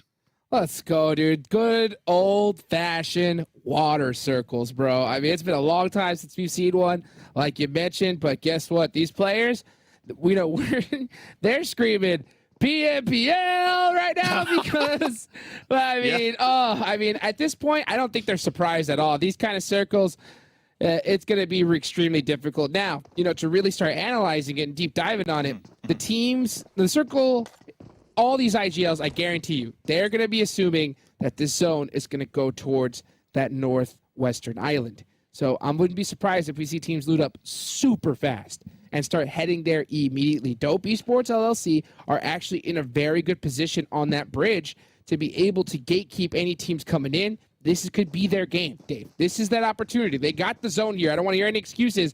Oh, we didn't get zoned. This is a good opportunity for them to make something happen. It has to be. It has to be. And to get favored in circle number 1 like this, it's just going to help them. So I'm looking real quick. We got Boring Protocol, Valak, all the way up there on those cliffs on that northwest island. They are by themselves. We've seen those cliffs be utilized multiple times by teams in zones like this. And if you can maintain that cliff up there, hold it down, not lose one from over peaking, late game, if it favors that cliff, being up there on the high ground could be an easy, and I'm saying easy, top 3 finish, because we've seen it so many times in the past. So I'm hoping that Boring Protocol recognize the advantage they have right now, and they get their loot and send it up there to support Valak to make sure to kind of defend that position. Yeah, they're going to have to really take their time here. They got to set themselves up properly, because anytime you get a circle like this and you land in that northwestern island, this is the door, right? This is the chance to open that door and get a 20-kill chicken dinner. So they got to play it real carefully. Now, we already saw Ghost super early on the rotation. Out of all the teams that started moving into the circle, first 2 teams, Nova Esports and Ghost. And Bop, if they watch the footage, Dave, they need to realize that Nova's coming for them. We saw what happened to Lazarus, right? So Bop cannot get caught slipping here. They should not even relax for the slightest of seconds. I don't think anybody can relax, honestly. With 35% is the number we're putting on number 1 with that water. Yep, 35. That's a lot of water. So it looks like Nova are going to be downhill from these cliffs that we are mentioning here. Valak fanboys kind of separated for the time being. Kissik's also trying to pull on up, provide that support. So Ghost Gaming, they are going to stay on, I guess it's the mainland island, the big giant island to the east. They're going to be between Dope and Pro Era. Looks like they're going to have to be in the P's and Q's to make sure not to get into an early engagement right now, because a lot of squads are probably going to be looking at that area as well, that northeast, to possibly rotate on in through, because we got Mezexis, we got BTOWN, we got UIU, like all these teams down south. I think that northeast is the best option to rotate right now. Absolutely. I think it's definitely a great spot. I would have loved to see Bop kind of come on. Lolo. There we go. Nice initial knock on to get. So Pro Era catching Ghost hugely on this rotation. Pan trying to get on top of the hill. Fishy is so far out of the position, but I don't think Ghost realizes that Pan, it's really just Pan by himself. So Ghost is really hesitant here. The rest of Pro Era need to come help them out now. They need to get there quickly. They do not want to give a chance for Ghost to reset. You can already see, here comes Fishy. Here comes Fishy. Here comes Seagut. We do have some smokes out from Ghost Gaming. They're trying to get the pickups, trying to get the revives, but now it's not the time to pump those brakes. Seagut and Pan, I would love to see them work their way on over this hill. Spec, though, on that off angle, Seagut needs to be ultra aware right now. Not aware enough. Spec going instantly for the off angle once that knock happened. And this is what happens with Ghost. Once you knock a couple of their players, it's like they get even more angry. Look at the headshots coming from Spec. Pro Era. Ghost turning this around on them. They got to get something done here, and it's not looking good because Ghost is looking angry, Dave. They're looking angry. Here comes Bayo, the wolf. Looking to eat up the rest of Pro Era. Yeah. Pro Era really throwing away their advantage right there, in my opinion, trying to get that pickup onto Lolo. Now Lolo's up with Seagut on their knees, Pan on their knees, and Fishy was confirmed in the process, so this is up to Lolo. This is something that Pro Era definitely needs to relook at after today's games, because with 2 initial knocks like that, they should have had it. They should have had this, but they allowed Ghost to get the reset on, and once Ghost resets, Man, dude, you gonna get wrecked. I mean, that's really just about it, because it's just Lolo now. Seagut getting finished, and Lolo's just laying down. But for how long? Here comes the rest of Ghost. Look at this, 4v1. You can't be afraid to finish what you started, and I feel like that's kind of what we saw right there from Pro Era. Yes, you did point out Fishy was way back there, still possibly looking for some loot, but Pro Era, they definitely caught Ghost Gaming off guard. They got those 2 knocks. Like, that is huge. That is huge. So I think they will learn from some bot reviews and maybe some team meetings that next time you get the double knocks, just seal the deal. Seal the deal here. So we'll see. Ghost Gaming are going to be able to top off their meds, set up camp. They're probably not going to move too far from their position. I don't see them doing that. Syndicate, you got the Illuminati, 2 other squads going to be making their way on in from that northeast. Guarantee you a lot of teams are going to be looking back at that fight in particular, because they're going to be looking at, number one, what did, Pro Era do that went wrong, and what did Ghost do right? Because, I mean, man, when you get 2 players knocked and you're able to turn it around into a squad wipe with all 4 players up, that is just insanely difficult. And if you look at that play and you really break it down, the second they got their players knocked, instant return fire, instant smokes, instant support, spec going off of that off angle to kind of disrupt things. I mean, it was just so beautifully executed, and I can't stress enough just how hard that is to do. And I think it comes down to just the fact that Ghosts have been playing together as a team for a good amount of time now. Their synergy is on point, their communication on point, and they trust the calls. They trust the calls. So good for them. Nice little pickup early on here, as now we're going to be looking around. Next circle will pop here very shortly. UIU taking their sweet time. Mezexis Starlight. Looks like we got ourselves a boat tape, but they are boat-tating the wrong direction. I don't think they have enough gas to make it that far around. I'll be really surprised. The next zone, going with the theme, continuing with the theme of water in it. You love to see it. Bro, Degon is punching the air right now. Mezexis with the thick botate. I mean, honestly, I'm going to be keeping an eye on it, because if it does work out, then that is just straight brilliance, Dave. But for now, I think we're going to keep our spectacles nice and high, because it's going to be a heck of a ride for them. But looking at the game, right now at this area, XSET, they are pushing up the hill onto Nova. I love how they have Jay here, but this is really careful. They have to play this very tightly, even closer together. I love how Jay is kind of doing a little stutter step to give time for his team to come up. Rin. They know that the chance of them getting caught out can happen at any second. Here comes Rin. Oh, Rin opted to pop out right there. Trying to get the initial knock. Will be able to connect onto Jay, I believe. But Rin definitely kind of pushed away from their squad mates here early game. Dude, She falling with that off angle, able to try to level the playing field. Beautiful, beautiful shot there from Shifan. Nova turned it around really well onto XSET. It's just J7. Yeah, J7 is going to try to make a play here shortly. That vehicle. Yeah, it's over. It's over for XSET. So I'm trying to see. The third party from Knights downhill. I'm trying to see, will Nova have enough time to pick up Rin? I do think so. That smoke able to provide that cover, and I do see Chico pushing up there, but the pickup was successful. Beautifully done there. Still a lot of action happening. Ghost looks like they opted to swim. Uh-oh. What? Uh-oh. Okay. Have we ever seen this? I Ghost? don't think so. Not that I can recall. I don't remember Ghost swimming. Beowulf. Bayo's taking some damage over there. Bayo might have spotted out Telly, possibly. I don't think it's the other way around. Telly spotted out them.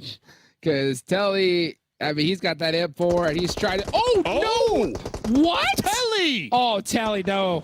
The Bayo plays, taking a little bit of damage, but popping up to take out Telly to allow his squad mates to make it ashore. Swim!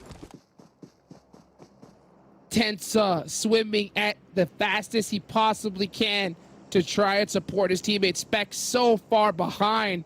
Joey gonna come up and go rotate all the way on over to Telly. Telly right now is just giving nothing but information. Tensa does finally make it onto the land, gets the thirst, and Joey catches him.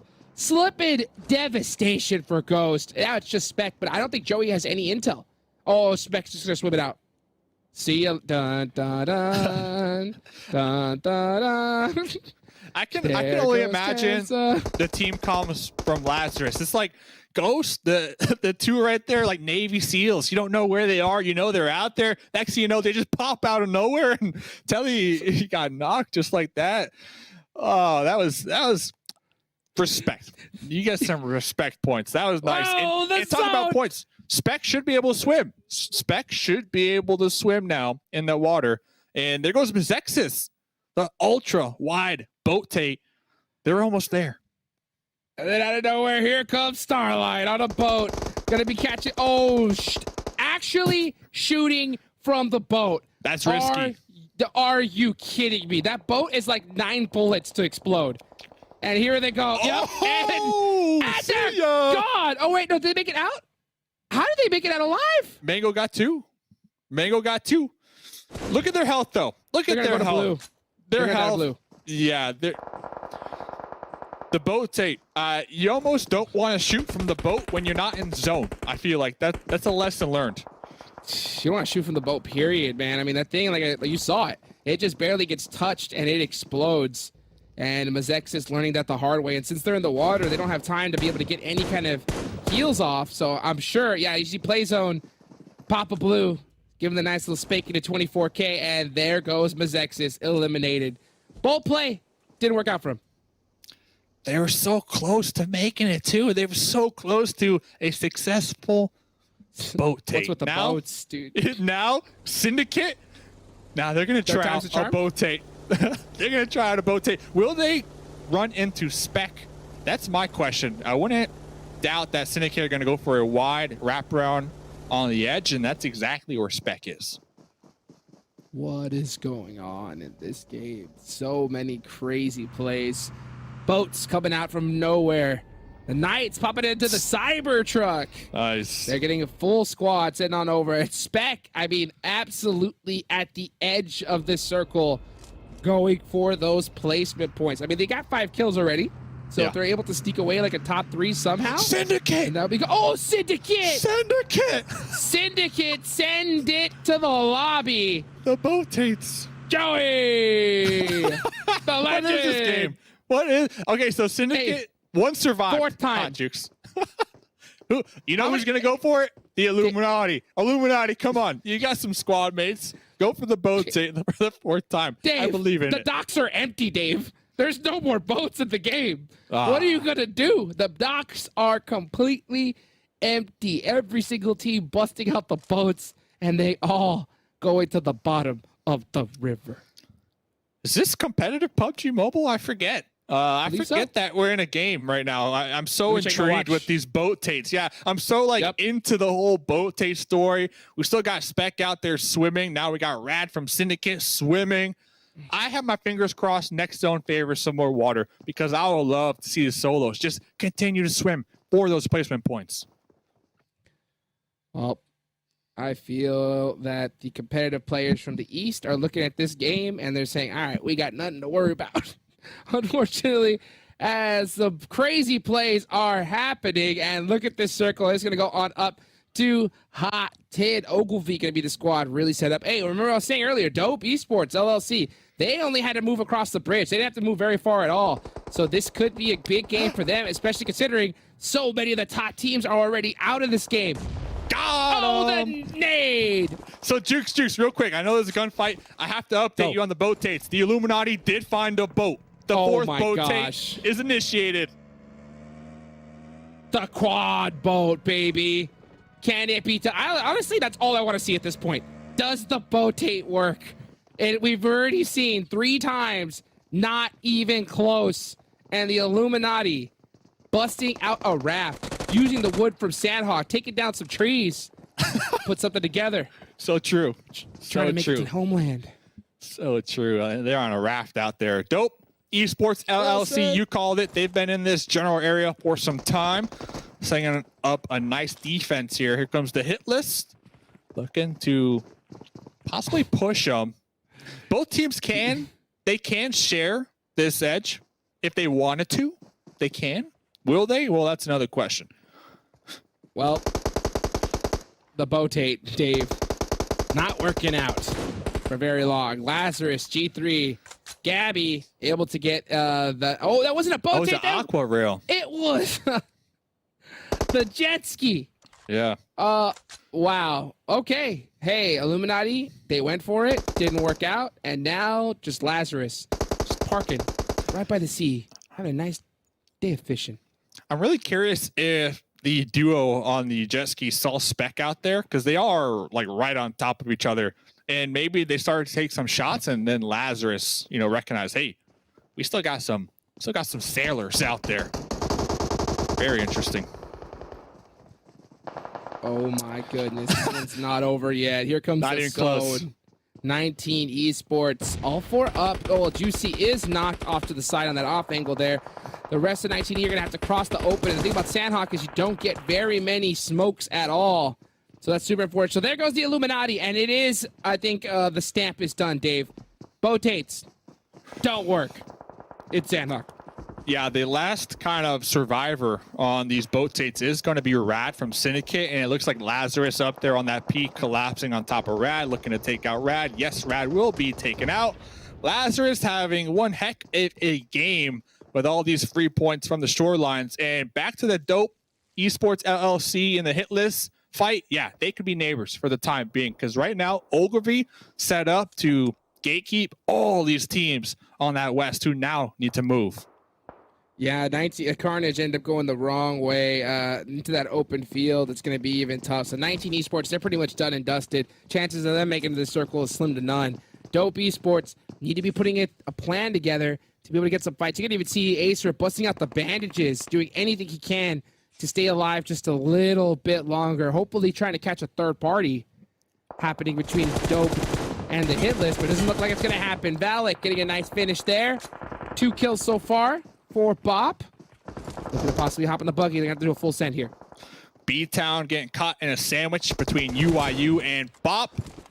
UIU, 1 kill on the board right there. Now they need to prioritize not getting chunked out from the blue, because we can see Trey's health. It is slowly but surely going to be dissipating, and it looks like they're going for a send. Very questionable send, and yep. Yep. And I think it goes back to the pressure that Papa Blue applies. Those decisions, you just get blinded. It's almost like you just forget how that works in Sanhok. And I can't blame. I mean, the pressure is so high to even just make it into the Super Weekend. Sam getting the chance to actually run right on the open. Here comes the Coops, the legend that is Coops, putting some big shots onto Lazarus. What? Nice pressure. There goes 19E. 8th place. 7 teams remaining. Coops knows exactly where Lazarus are. And Lazarus, if they have some cover, well, they could just chill. Here comes the push now, Hot Jukes.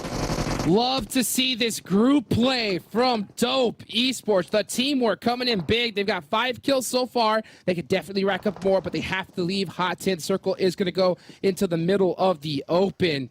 And you can see the snakes are here to play, Dave. All the Cobras, all the Vipers, Xenox. Getting ready for the fight coming up.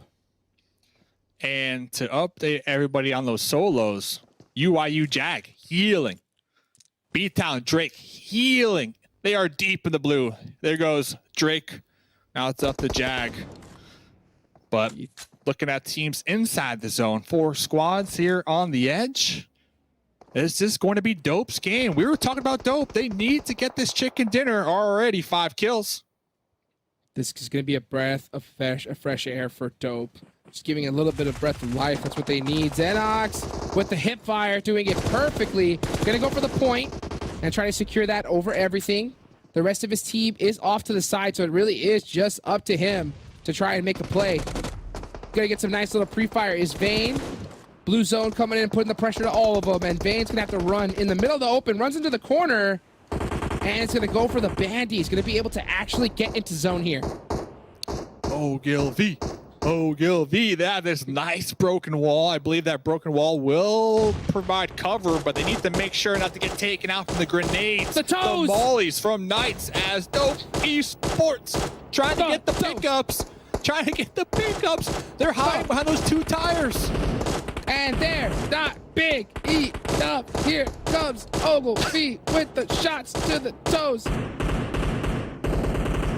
Now you know. Oh man, poor Dope. That finally just throwing down a smoke saying this truck ain't enough. Ogilvy, please throw a grenade over here. Throw a molly over there. I want Dope to be top 3. Ogilvy, no, you're shooting the wrong Leave people. him alone. Leave him alone. Leave him alone. Leave him alone. They just want to make it into a super weekend. Nesquik still alive though. Still alive. For how long? 5 Top 4? seconds. 5, 4, 3, 2, 1. Oh. Ogilvy. This is their game. Ogilvy. They can get it done. One remaining member. Oh yeah, they have it done. Everybody else is in the blue zone. It's just Ogilvy done. now. Yeah, It it's is over. done. It's who's gonna heal. Who's gonna get second place? Ogilvy got this one in the bag. You would hope so. Joey securing 4th. Oh, that's Dope. quick. Oh, Top he's 3. got all his teammates there. Chico. And Chico's gonna go out. 2. Second Dope place. Esports. Second No way, he place, went for it. 12 points, 5 kills. But Ogilvy, Jukes, I gotta say, those predictions, I had him in my top 3, son. My top 3 for a reason. Ogilvy positioning, paying off towards the end, coming out 4 alive, looking healthier than ever. And the Sanhok, we had 4 botates. 4. It was 3 botates and 1 jet ski tate, you know? The new meta. And neither of them worked for more than how long? I mean, that was just... I don't want to know what the desk thinks about this. Like, straight up. I want to hear what 7WG says. He's going to have to try his hardest to not be toxic, I think, because what the heck happened? I don't know. Let's take a look at the leaderboards to see what actually did happen as far from a numerical standpoint. Yeah, you like that? And we're going to see first place. Ogilvy. Ogilvy. Let's go. You know what else is looking nice? That Let's cut. go. That fade. Hot Juke's fade looking nice, man. How to point that out. And to get back into the game, Lazarus, those had to have been like the freest 8 points. I think they got 8 kills from those. like just think about it. And I can only imagine the team comms. Like, there's still people coming in from the water. Like, you can't plan for that type of thing. And you know what? Their position up there to the north, it allowed them to capitalize on it and get a lot of nice points underneath their belt. Take a look at the second page. Speaking of, teams that decide that, look, Ghost. I don't even know what to say. Ghost made a bow tate. Or swim tate. I don't know what happened, but they ended up getting, eliminated by Lazarus as well. Joey coming in clutch. At the end of the day, this is only the first Sanhok. I want more. I want more, baby. More. Give me more. We're at the end of the week. We're gonna have just one long video of just all the boat tates with some music playing in the background. Oh man, the boat tates. Sanhok. We're gonna have another one later on, and then some more tomorrow. Let's check out those MVPs though. This game, I'm gonna have to assume somebody from Lazarus. At least one person from Lazarus should be up here. Yes, Joey. The Joey. My man Joey, the legend, dude himself, coming in clutch, man. Joey's been making some serious plays so far in this PMPL. Definitely a player you got to look closely at. You here coming up big. Finally seeing a player from Dope Esports, the LLC, Dave, coming up big.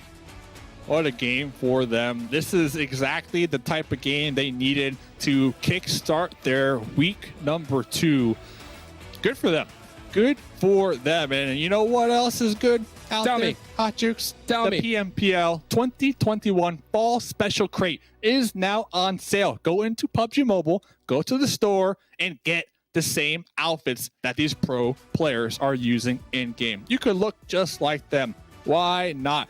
Hot Jukes, boat tates, jet ski tates, the Navy SEAL Tates. We had it all that game. So I'm looking forward to hearing what the analysts on the desk got to say right after this short break.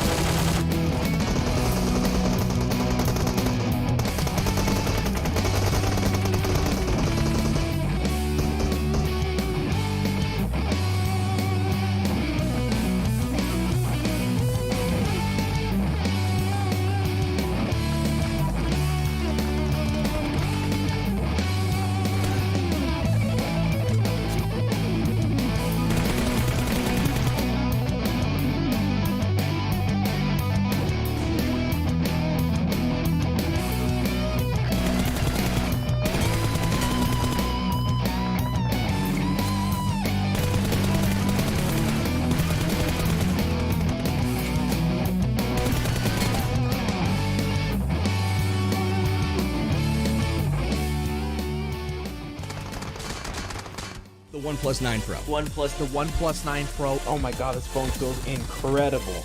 The best processor, 120 hertz, 12 gigs of RAM, and a Hasselblad camera. What more could you want? The hyper touch on this bad boy is phenomenal. The best model of OnePlus phone I have used to date.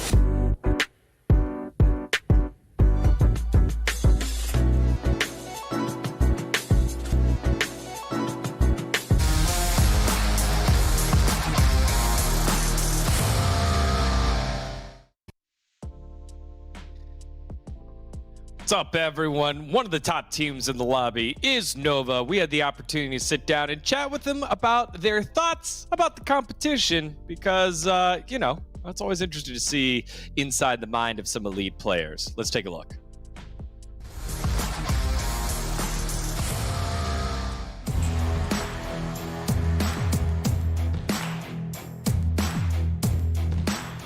All right, G-Fan, I'm tired of hearing about you and your team. I want to hear about your thoughts on some other teams in the lobbies. In your opinion, who's the most aggressive team playing in PMPL?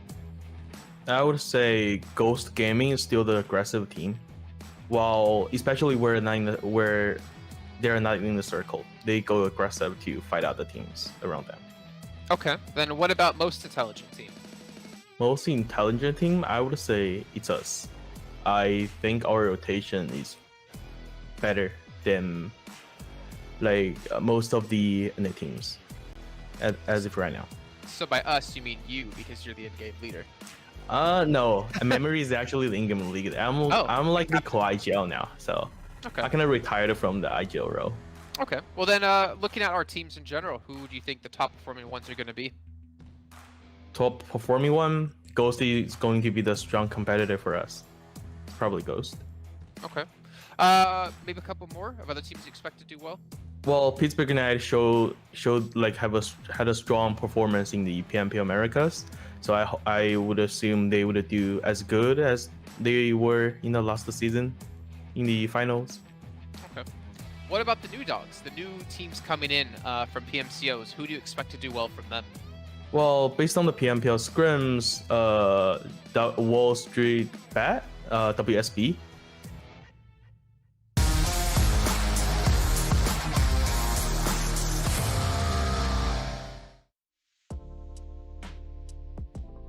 Thank you, G-Fan and JCat, for their thoughts on Nova and what they think about some of the smartest teams. And I mean, it's kind of a cheat there for G-Fan if he's just saying, yeah, it's us. He's not talking about other teams, talking about himself. I'm just kidding. Thank you, G-Fan.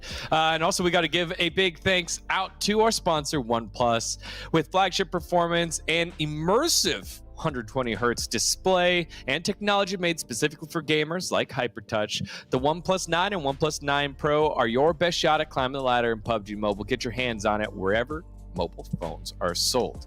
All right, analyst. Sanhok was all about the botations and Mezexis was not good. That is what I gathered from it. What did you all gather from this one? Yeah, so I'll throw the total damage on up there for you there, Seven. Yeah, botations. I mean, they work, but they only work early in the match. If you wait until late in the match, teams are just going to be waiting for it. I mean, we kind of saw Telly just waiting for Ghost Gaming to show up. And I'm surprised that he actually let Beowulf just sneak up on him like that. I thought he saw him. I thought he was getting ready for it, but not sure what happened there. But yeah, do me a favor. Throw up that total damage because I definitely want to see some of the graphics here. And I want to be able to see what the teams were able to do because as you guys were mentioning, a lot of botations that didn't end up working out. Mezexis, definitely looking at you. The Illuminati, I mean, definitely looking at you. And right here, Glitter, we got Lazarus with 1,400 damage, 10 kills. For them to end up losing out Telly, but for them to be able to kind of put out this damage, this is huge. Yeah, this is a type of performance we were hoping to see out of the likes of Lazarus and Knights. I said it at the beginning today. I said I wasn't fully sold on consistency for some of our teams yet. Well, Knights is deciding they're going to try to prove me wrong today. I mean, we saw them do it in week number 1 with those back-to-back chicken dinners. Maybe they're going to be able to do something like that here today. You know? I mean, just generally, it's just... this is what we love to see, but also we got to give some love to Ogilvy 7. They're somebody that bounced back from a rough start in league play. They've been relatively consistent ever since, and they're keeping themselves in a really solid spot, whether that's Super Weekend or league play. Yep, I agree. And then, I mean, one team here, the Hitlist. We haven't seen the Hitlist in a while here, and for them to be able to kind of put up 589 damage, that's a plus here. It's only 1 kill, but hey, it's good for us to be able to see here. Nova, they get surprised here, and I think they end up losing a player to exit, which was quite a surprise. I know when we were watching that, Glitter, we were saying, why are all the Nova players so separated? And I mean, to go back to it, this is league play, right? This is, if you're going to be trying something different, this is the time that you would try it. And I think they're still going to be getting a chance to play Sanhok again tomorrow. So, I mean, overall, BTOWN, I'm really surprised of what I'm seeing out of BTOWN here. They're continuing to be aggressive. They're continuing to make sure they collect some points, whether it's placement points or whether it's those kill points that they kind of love. And the reason why I'm becoming a big fan out of them. Good to see them up here at the top again. We do. Yeah, last shot. Oh, go ahead. Go ahead, Glitter. I was going to say, we also, before we finish that, we do need to give some love to Dope Esports because they had a phenomenal game here. It was their first game of the day, and they are one of those teams that didn't qualify through to our first Super Weekend. So this was a huge, huge start for Dope Esports. Agree. Yeah, that's exactly where I wanted to go there, Glitter. You read my mind, just like you normally call out all the winners of the lobby. Dope Esports is Dave's original favorite team. Dave jumped ship and now is on WallStreetBets, but his original favorite team was Dope Esports. So big shout out to you here, leading the squad in terms of damage, in terms of kills, and them taking that week off to bounce back on a rocky map like that, Sanhok and those circles. So that was always going to be a tough one.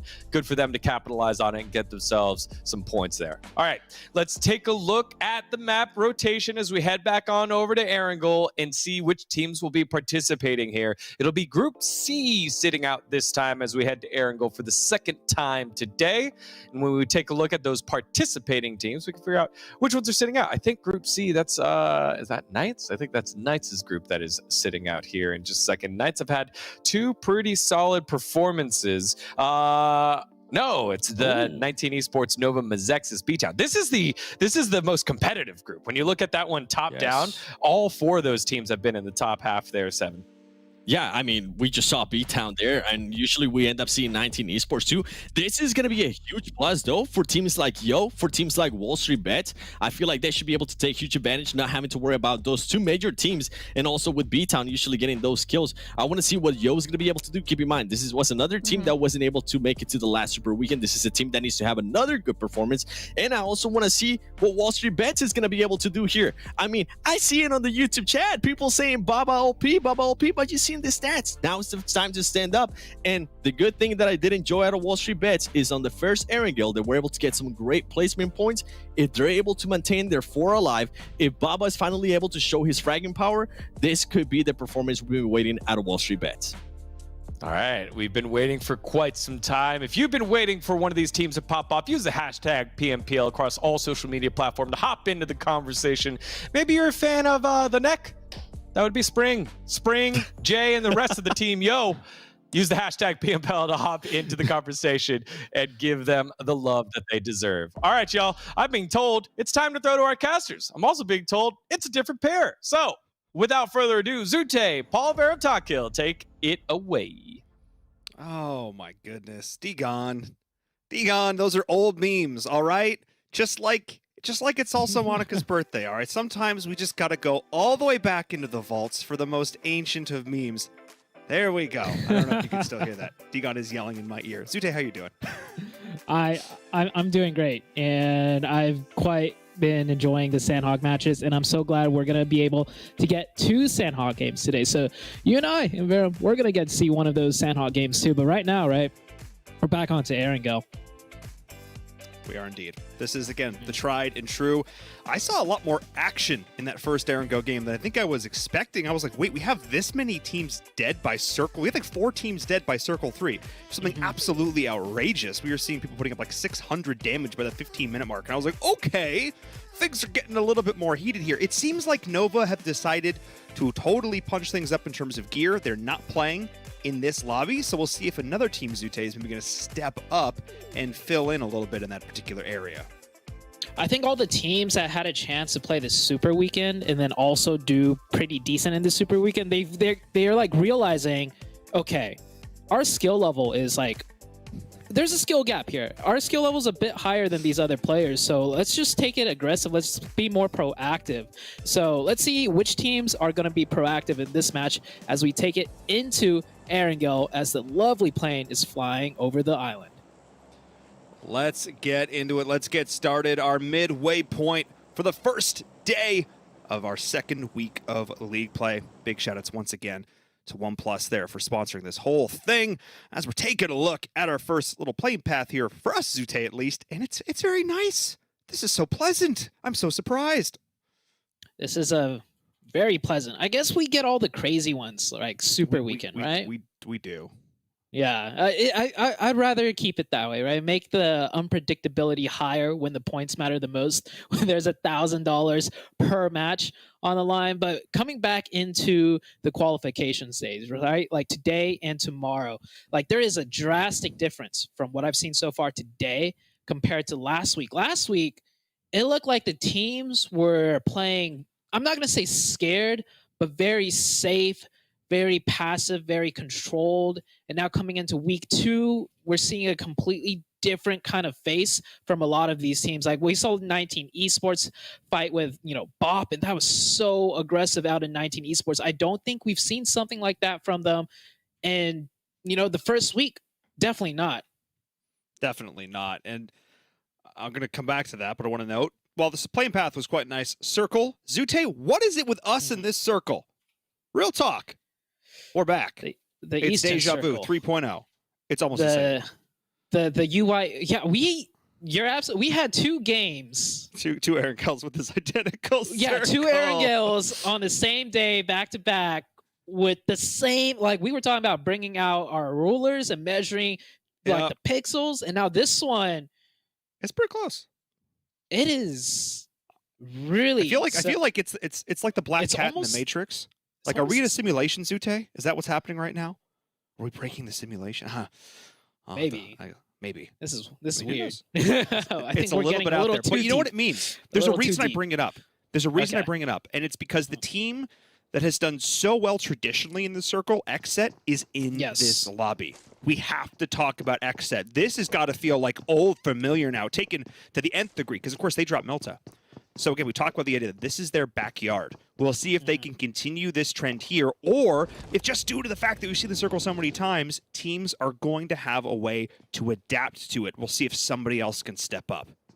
Right. XSET, another team I'm looking at is UIU, right? They had a huge game. They had their chicken dinner game with that huge clutch against XSET in a similar circle. But, I mean, we're only into circle 1.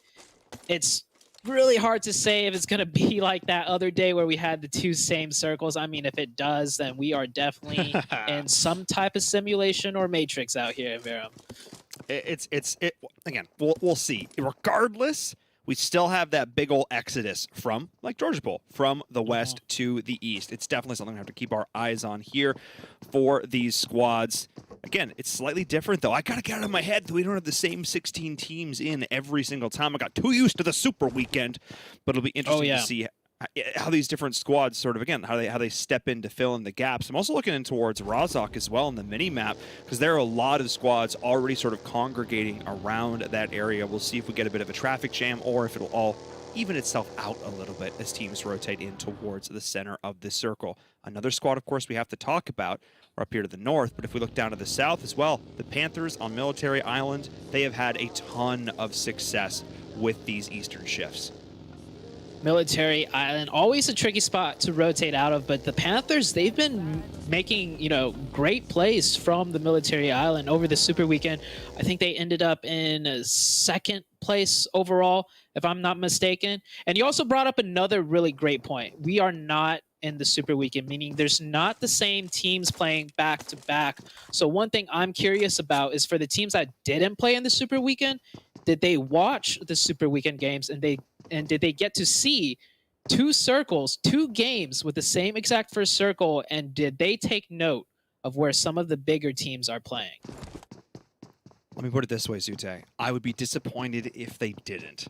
At this level of play, you need to be doing your homework, doing your research. A lot of these squads have coaches or analysts or management staff that help and assist them with this kind of stuff, work with the IGL in order to put together these paths, predict potential rotations. There's a lot more going on behind the scenes necessarily than just these four players that you see on your screen at any given point. I also think it's interesting to note, thank you observers, they did actually highlight the dope is all the way out in Zarki. So they've got a bit of a journey in front of them, but we'll see how they do in terms of making it in. I'm not really too worried about any early fights this time around, Zute. It feels like a bit of a quieter game than we saw, because I think we're already starting to see some fights in game number one.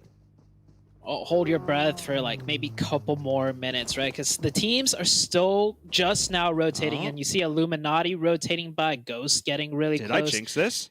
UIU almost just finishing looting, and they're going to rotate. Shots are popping off, but I don't think it's going to be a full committal fight. Illuminati just driving away. Beowulf might get a nice spray. Tensa always good with the shots, so can they manage to shoot out one?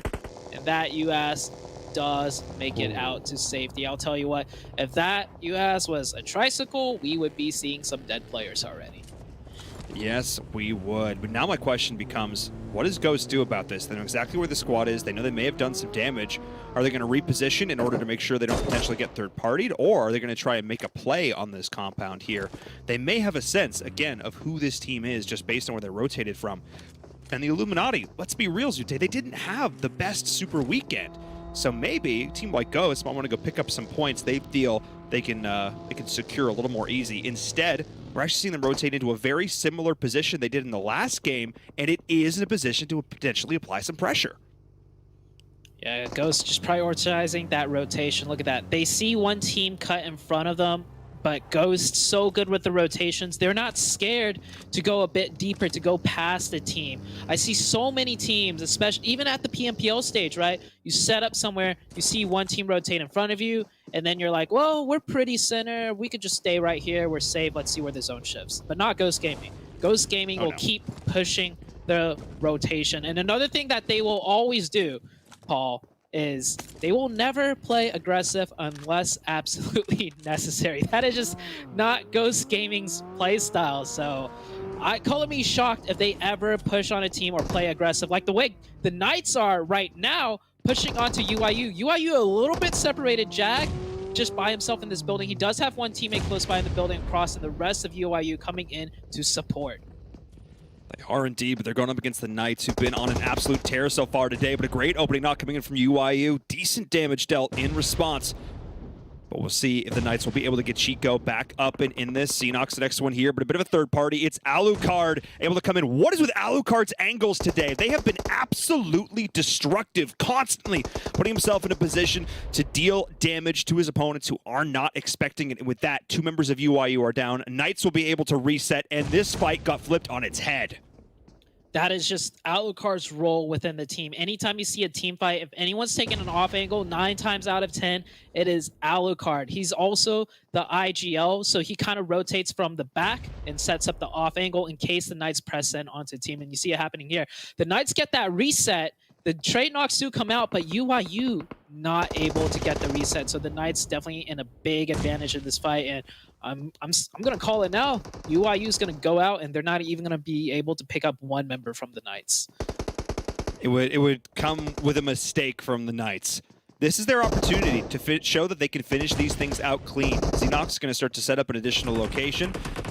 See if they can pick up anything here. Going in, trying to find the 1v1, scouting exactly where the opponent is. Salt with the high ground will try and leverage this angle here. Nice return nade, though, as Alucard is actually going to go down. Trey's in a battle with Chico, and nice little hold here from UIU. This one isn't done yet.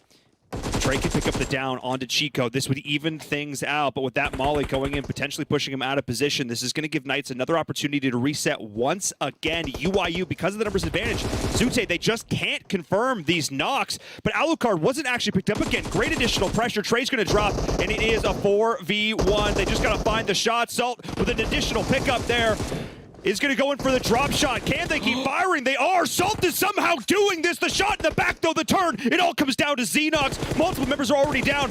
Salt is going to get a little bit feisty here. Confirm these kills. Do it. Nice. Get the points. And it's a 1v1.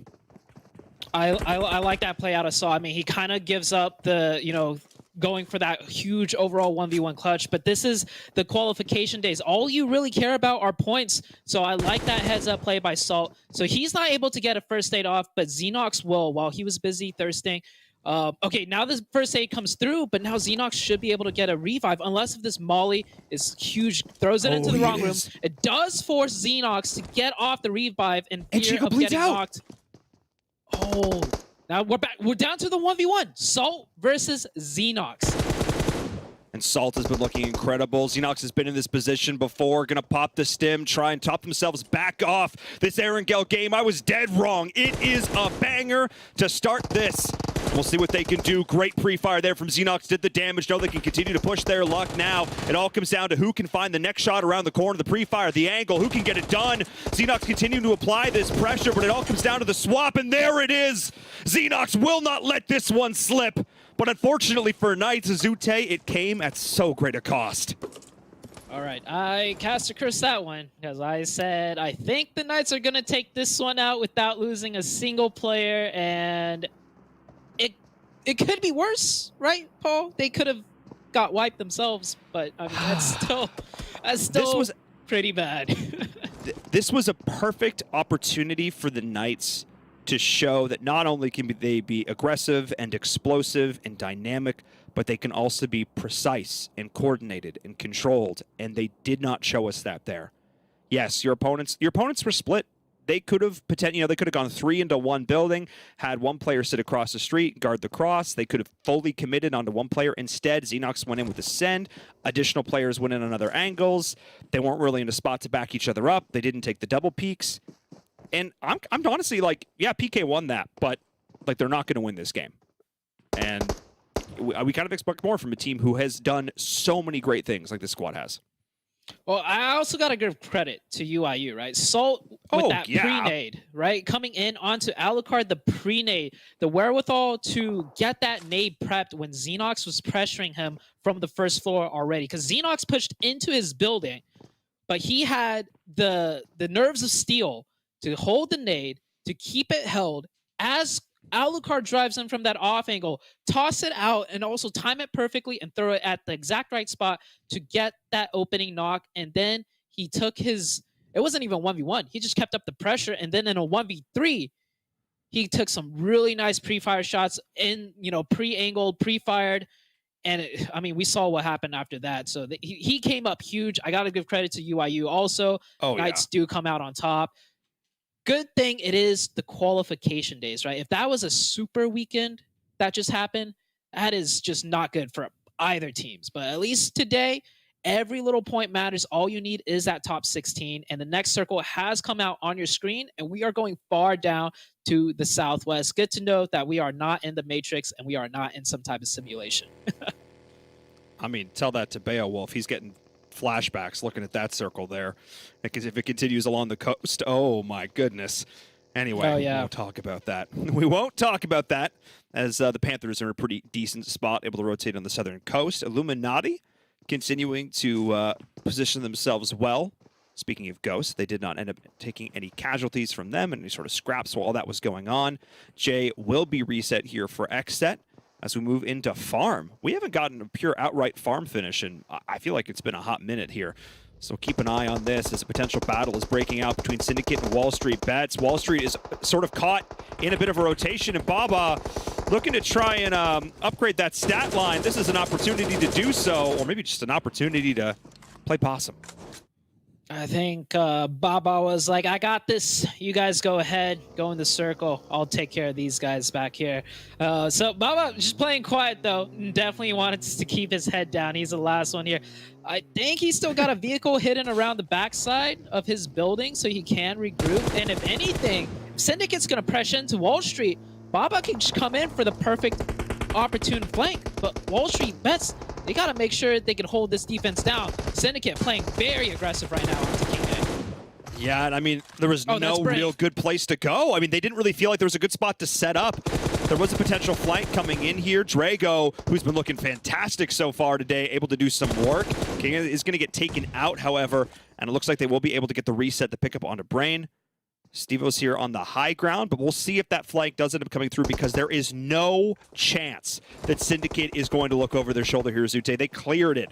They are not going to, for a second, think they're going to get flanked.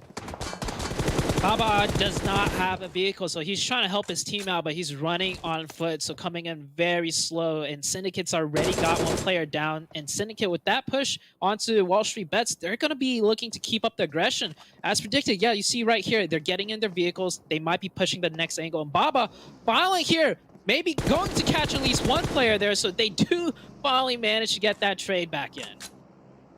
I mean, his player's name is Brain, but 300 IQ from Baba here on this play. The accidental super flank. And now, hey, you got some meds and stuff. You got a motorcycle. Feeling great about this one. Not so good if you're Syndicate, though, because this has now been able to even up. They have taken over the compound, though, but it's not really in this next circle. So they're still going to have to think about how they want to keep these rotations up. The circle is rotated up to the north, which is actually going to favor Ogilvy quite a bit here. And they're a squad who've been looking fantastic, Zute. Yeah, Ogilvy came in with the chicken dinner last match. I'm actually so glad they got that chicken dinner, because if we remember last week, they barely qualified in the Super Weekend, but they did, and on day one, they gave us quite the show. Pro Era, another team that made it to Super Weekend, didn't do as well, though, and just as I say that, Lolo gets... Oh! Yeah, I tried to hype them up a little bit and be like, maybe they could take down Ghost to change things around, but... Oh, hold on, that nade! If it hits, if it connects onto Bayo, what? Was closer to connecting onto Pan, unfortunately, who will go down. Don't worry, I had Pro Era picked in my top 3, so trust me, I'm feeling a little bit worse about this than you are, Zute. Ale comes down to Fishy. Seaguy got picked off on the rotate. Ghost is just relentless right now. I feel like honestly, I feel like they're playing a little angry, and I actually really like it. They're just playing a little bit looser, a little bit faster, trusting in their gun skill a little bit more, and a little bit less methodical Ghost. To me, I mean, as long as not doing their absolutely wild sends like we saw in some of those Super Weekend matches, as long as their rotations are a little bit cleaner, but their pushes are a little bit more dynamic, I am happy to see that for Ghost. I actually really love this play, and while there's not too much fighting, I want to break it down real quick. So this play push from shelter up to this hill, this is a set play. I myself have used this play before. You can always take over the top of that hill if you have the angles set up, and Dope or Yo is trying to do the same. But Ghost defense, they're more aware of this because they just did the same thing. Let's see if they can hold the defense here. And Tensa getting the first one right there. Tensa, such a great player out of Ghost getting the opening. And the next two players, I think that's Spray and Iris trying to find some nade connections. None of them hit, though. No, and this hill is awkward. A lot of weird dips and divots and defilades that you've got to be cognizant of when you're throwing these nades up. Tensa is taking a bit of damage. We'll be able to heal through it. The nade comes in from Bayo. Will it be good? Oh, it is. Iris still stays alive just that little bit longer. The anchor player from Yo is doing so much to keep Ghost Gaming back. But again, Ghost just did this push. You called it, Zute, so they know how to defend it. Tensa's trying to find an additional angle. I believe they did get the knock of the player in the back. The anchor is down, which means they're open to completely push. And that's it. Once that anchor goes down, Dute, the whole play just opens right up. They got the high ground. Ghost can TPP right in, and they make it look easy. If you know a strategy in and out, that also means you know how to counter that same strategy in and out. Ghost Gaming do it perfectly, not even getting one player knocked. And this high ground position, this set play that I was talking about, it gives them access to the top roadway. And once you get that position in a zone like this, you pretty much have access to the rest of the map. Here, you can see on the mini-map, from that one edge play, even though they are on the edge, it gives them all the options to the rest of the map. And I really love how Ghost played that one out. The circle before, they didn't rotate. They just waited. And when they saw this one pop out, they knew exactly what they were going to do. So great strategy, great work out of the Ghost Gaming team. And that circle rewards them even more for it. I mean, they've got to be feeling great right now. They just fought off 2 squads to take over this position, and it is going to give them so much pressure into this next circle. It's very likely that XSET are going to have to try and push up into it. If they can deal with XSET at the same time, the potential to get sandwiched between XSET and Ogilvy, this one could be tricky, Zute. We'll keep an eye on them because both of these squads, they know how powerful it is. They're going to want it for themselves. Ogilvy also trying to look for that position themselves now, but Ogilvy, they kind of have to worry about WallStreetBets as well to their west side, or their southwest side. WallStreetBets also not in the zone. Ghost Gaming definitely sitting more comfortable, but with that circle shoot, we have a few other teams not in zone. Dope, the Hitlist, Illuminati, and the last player from Boring Protocol. None of these players or teams are in zone yet. Yeah, there's just the lone fishy. Pro Era hanging out there in the circle, no points, just looking to try and survive as WallStreetBets pushing in on the outside, trying to just take a gander at who is potentially up in front of them here, because we've seen what happens when squads go in willy-nilly. If they don't do the proper scouting, Zute, well, it looks a little bit like this. I mean, when you got 4 players of XSET just hard gatekeeping you, someone's got to take the fall, and maybe 2 people have got to take fall. Don't go from a 3-man down to a single player. Callow did manage to get into the zone. He just got run over by JatG. So the Hitlist also coming in to put some salt in the wounds over on that team, and that team is out. JatG, I think he's going to be able to keep that position in the zone, though, looking to gatekeep Illuminati potentially. Illuminati did find the edge of zone, and Ogilvy, WallStreetBets, the Panthers, they still got to edge their way in. Jat's in a fantastic position, doing a great job of playing that forward scout for the Hitlist. They've got 3 up. They are a bit split right now, though. I'm not sure that third player off in the distance there is potentially going to be able to survive.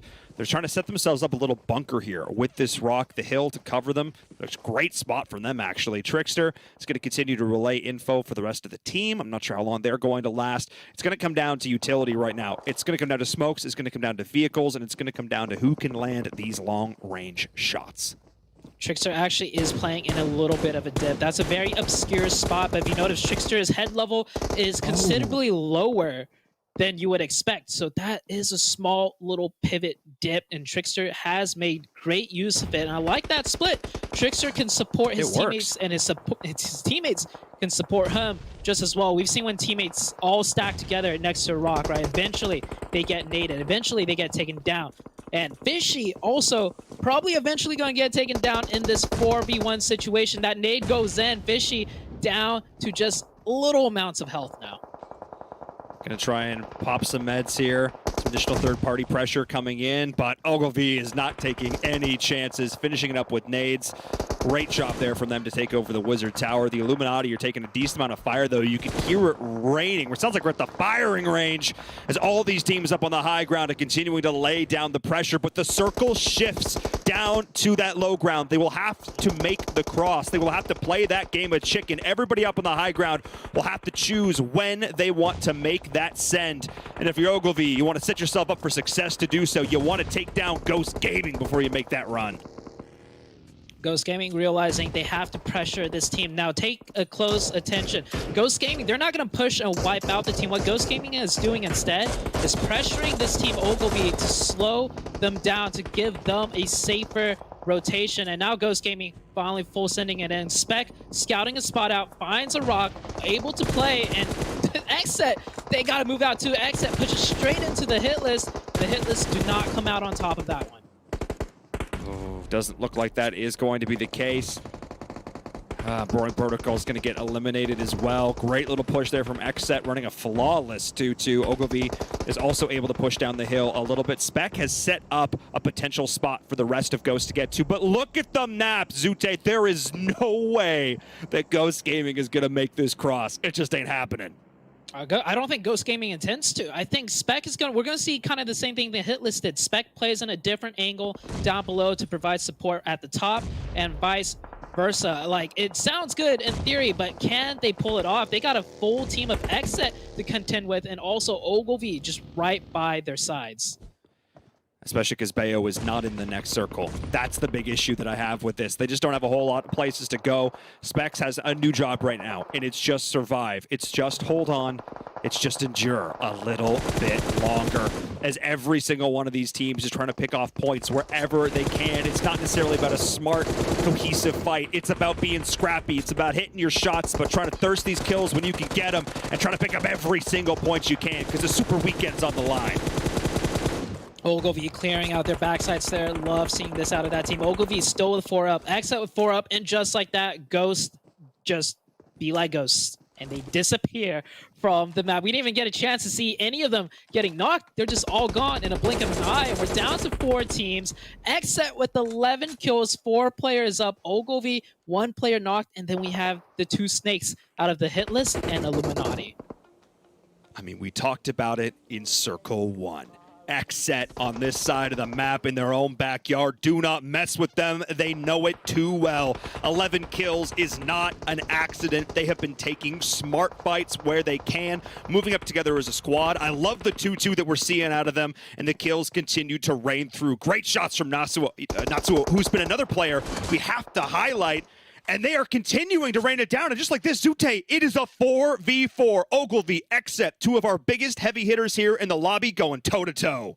We got XSET in the east corner on your screens, ladies and gentlemen, and we got Ogilvy on the western corner. I think the first thing that's going to come out is positioning. Which team is going to get the advantage in positioning? Because that really will set up the fight. And in my opinion, Ogilvy, they got Vayne up in the front. That's like a trump card. If he doesn't get knocked, if he could stay alive there and get the information while the rest of his team fans out, XSET could be running into a trap, but it depends on the next circle shift. Both of these teams in zone, but Ogilvy taking more control of the zone than XSET is right now. And you see what Polo's doing here? They're potentially baiting a flank up towards the top of the hill. And you can see Natso is looking for it, listening for those footsteps. That's what these smokes are telling me, that they're going to try and take the high ground. But XSET's not necessarily doing that. They're just potentially baiting Ogilvy into thinking that they are. And we have gone into full snake mode. Every single member is crawling forward. They're trying to give as little audio information to their opponents as they physically can. Everybody's just sucking in their guts, trying to make it into this next circle and see where it goes. Nobody wants to go down yet. Ogilvy looking like a little bit more nervous. I'm just taking note how Ogilvy's starting to throw their nades already, but XSET has not thrown a single one. I think XSET is baiting out the grenades with those smokes, and you see it very often. The more experienced teams will hold on to their nades. They have a timing within their heads in these snake game situations when the enemy team will get into nade range. So XSET, I think J7 finally starting to throw one, but Ogilvy's getting really close. they get the J7 circle. almost goes down, and J7 does go down to Natsuo. Natsuo with the opening, with the Molotov. Huge! And Natsuo with the second one goes prone, does get traded. 3v2 situation, but Ogilvy not gonna give up the advantage. They're all pressing in. 3v1. Can Polo do it? It all comes down to Polo, able to get a couple of the opponents down, but it's just this. Khan on the high ground with the UMP may look to shut it all down, but they know there's no reason to potentially take this. They're going to back up. They're going to reset. Oh, so smart. I mean, we saw what happened earlier, Zute. Leave nothing to chance. But Natsuo is potentially going to lead that player on over. Vayne is actually still up and alive. It's a 2v2. So that was the perfect play from them to try and reset this. Polo is going to hit the deck. Try and survive a little bit longer. Looking for the headshot up on the high ground. The revive will end up coming through. Ogilvy's trying to take an advantage as much as they can in terms of throwing bodies at the opponent. XSET, it all comes down to Polo. Can he find the shots here? He's already got one player down. Going to look to confirm the points. I love this play from him. And it comes down to a 1v1. Can Khan get the revive? Will Polo push their luck? Here it comes, the final push up the hill. The shots are there, and he gets it done! XSET get the chicken dinner! Oh my god. Polo, the top fragger out of the Super Weekend, is gonna keep that top fragging power chugging straight along. That was the first 1v4 I think we've seen. I think Polo was the one that got the first knock in the beginning to trade it back onto Natsuo. So that was the first 1v4. And what better time to do it? What better time to do it? When you're in a final circle situation, when it's your team versus the squad across from you, when it all comes down to who's going to get that chicken dinner, secure those extra points, and of course, some bragging rights to boot. Let's take a look at how the rest of the lobby sorted itself out. But wow, what a finish. I mean, I thought Natsuo had it. Got the nade to start things off. The Molotov followed things up with the shots. The team backed up and reset to make it a 3v1, but Polo would not be denied. And a 15-point chicken. Zute, that's got to feel good. This is when strategy, rotations, all of that just does not matter. And to put it very bluntly, some players are just better. And Polo, well, he's just better than some of these other guys competing in here. And as much as it hurts to say, that's the case. Polo, that was insane. And the first time, you see how the high ground isn't always the advantage. You saw each time those players scoped in, all they could see was grass. But Polo on the low ground, you could see the very tip of the head peeking out. But what a game from XSET. Amazing, amazing finish. Now let's go take a look at the second page. Take a look at some of these other teams that didn't do quite as amazing as Polo, the man himself. Yeah, and of course, because we didn't have all the squads in there, ignore XSET occupying that 16th spot. Instead, Lazarus, absolute no points. Not ideal here from them. We'll see if these teams can turn things around. Pro Air, I'm looking at you too, as we also take a look at the MVPs. I have a guess, Zute, who's going to be the number one spot. I wonder who it could be. I would bet $1,000 on who it would be, and of course. But wait a second, Natsuo though. I didn't see that one coming. Out damaging Polo, Natsuo. I mean, I think we know on Ogilvy, the star player out of Ogilvy is Natsuo. This guy was the leading fragger for the team last week as well, and just 1,000 damage in that game. Very well done. Polo and Killswitch coming in huge though with 7 and 5 kills each. Well, coming in even bigger is just the XSET team in general. They're not letting down that steam they got built up over the Super Weekend. And even though we're back to qualification days where some teams might take a step back, chill a little, relax, XSET is not doing that at all. Practice how you play. They want to continue to refine their skills, and they're showing it here as game number 3 comes to an end. We still got a lot more PUBG Mobile action in store for all of you at home, so we're going to take a quick break, throw it back to the analysts, and then more PUBG Mobile.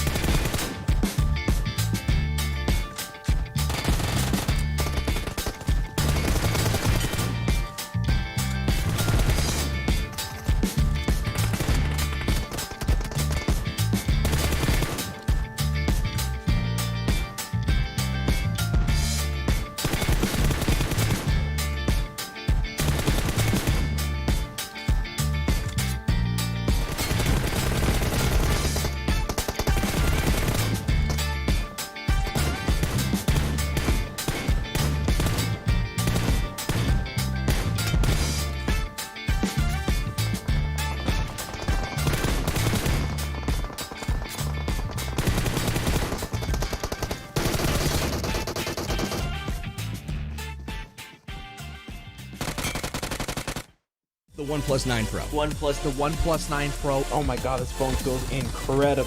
The best processor, 120 hertz, 12 gigs of RAM, and a Hasselblad camera. What more could you want? The Hyper Touch on this bad boy is phenomenal. The best model of OnePlus phone I have used to date.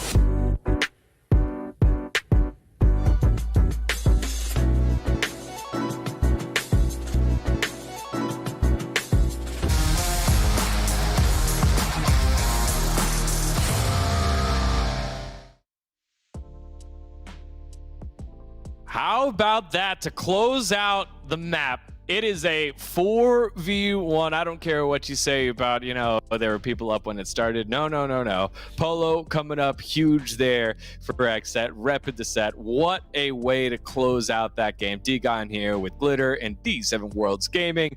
Glitter, let's take a look at the overall scoreboard after that crazy play.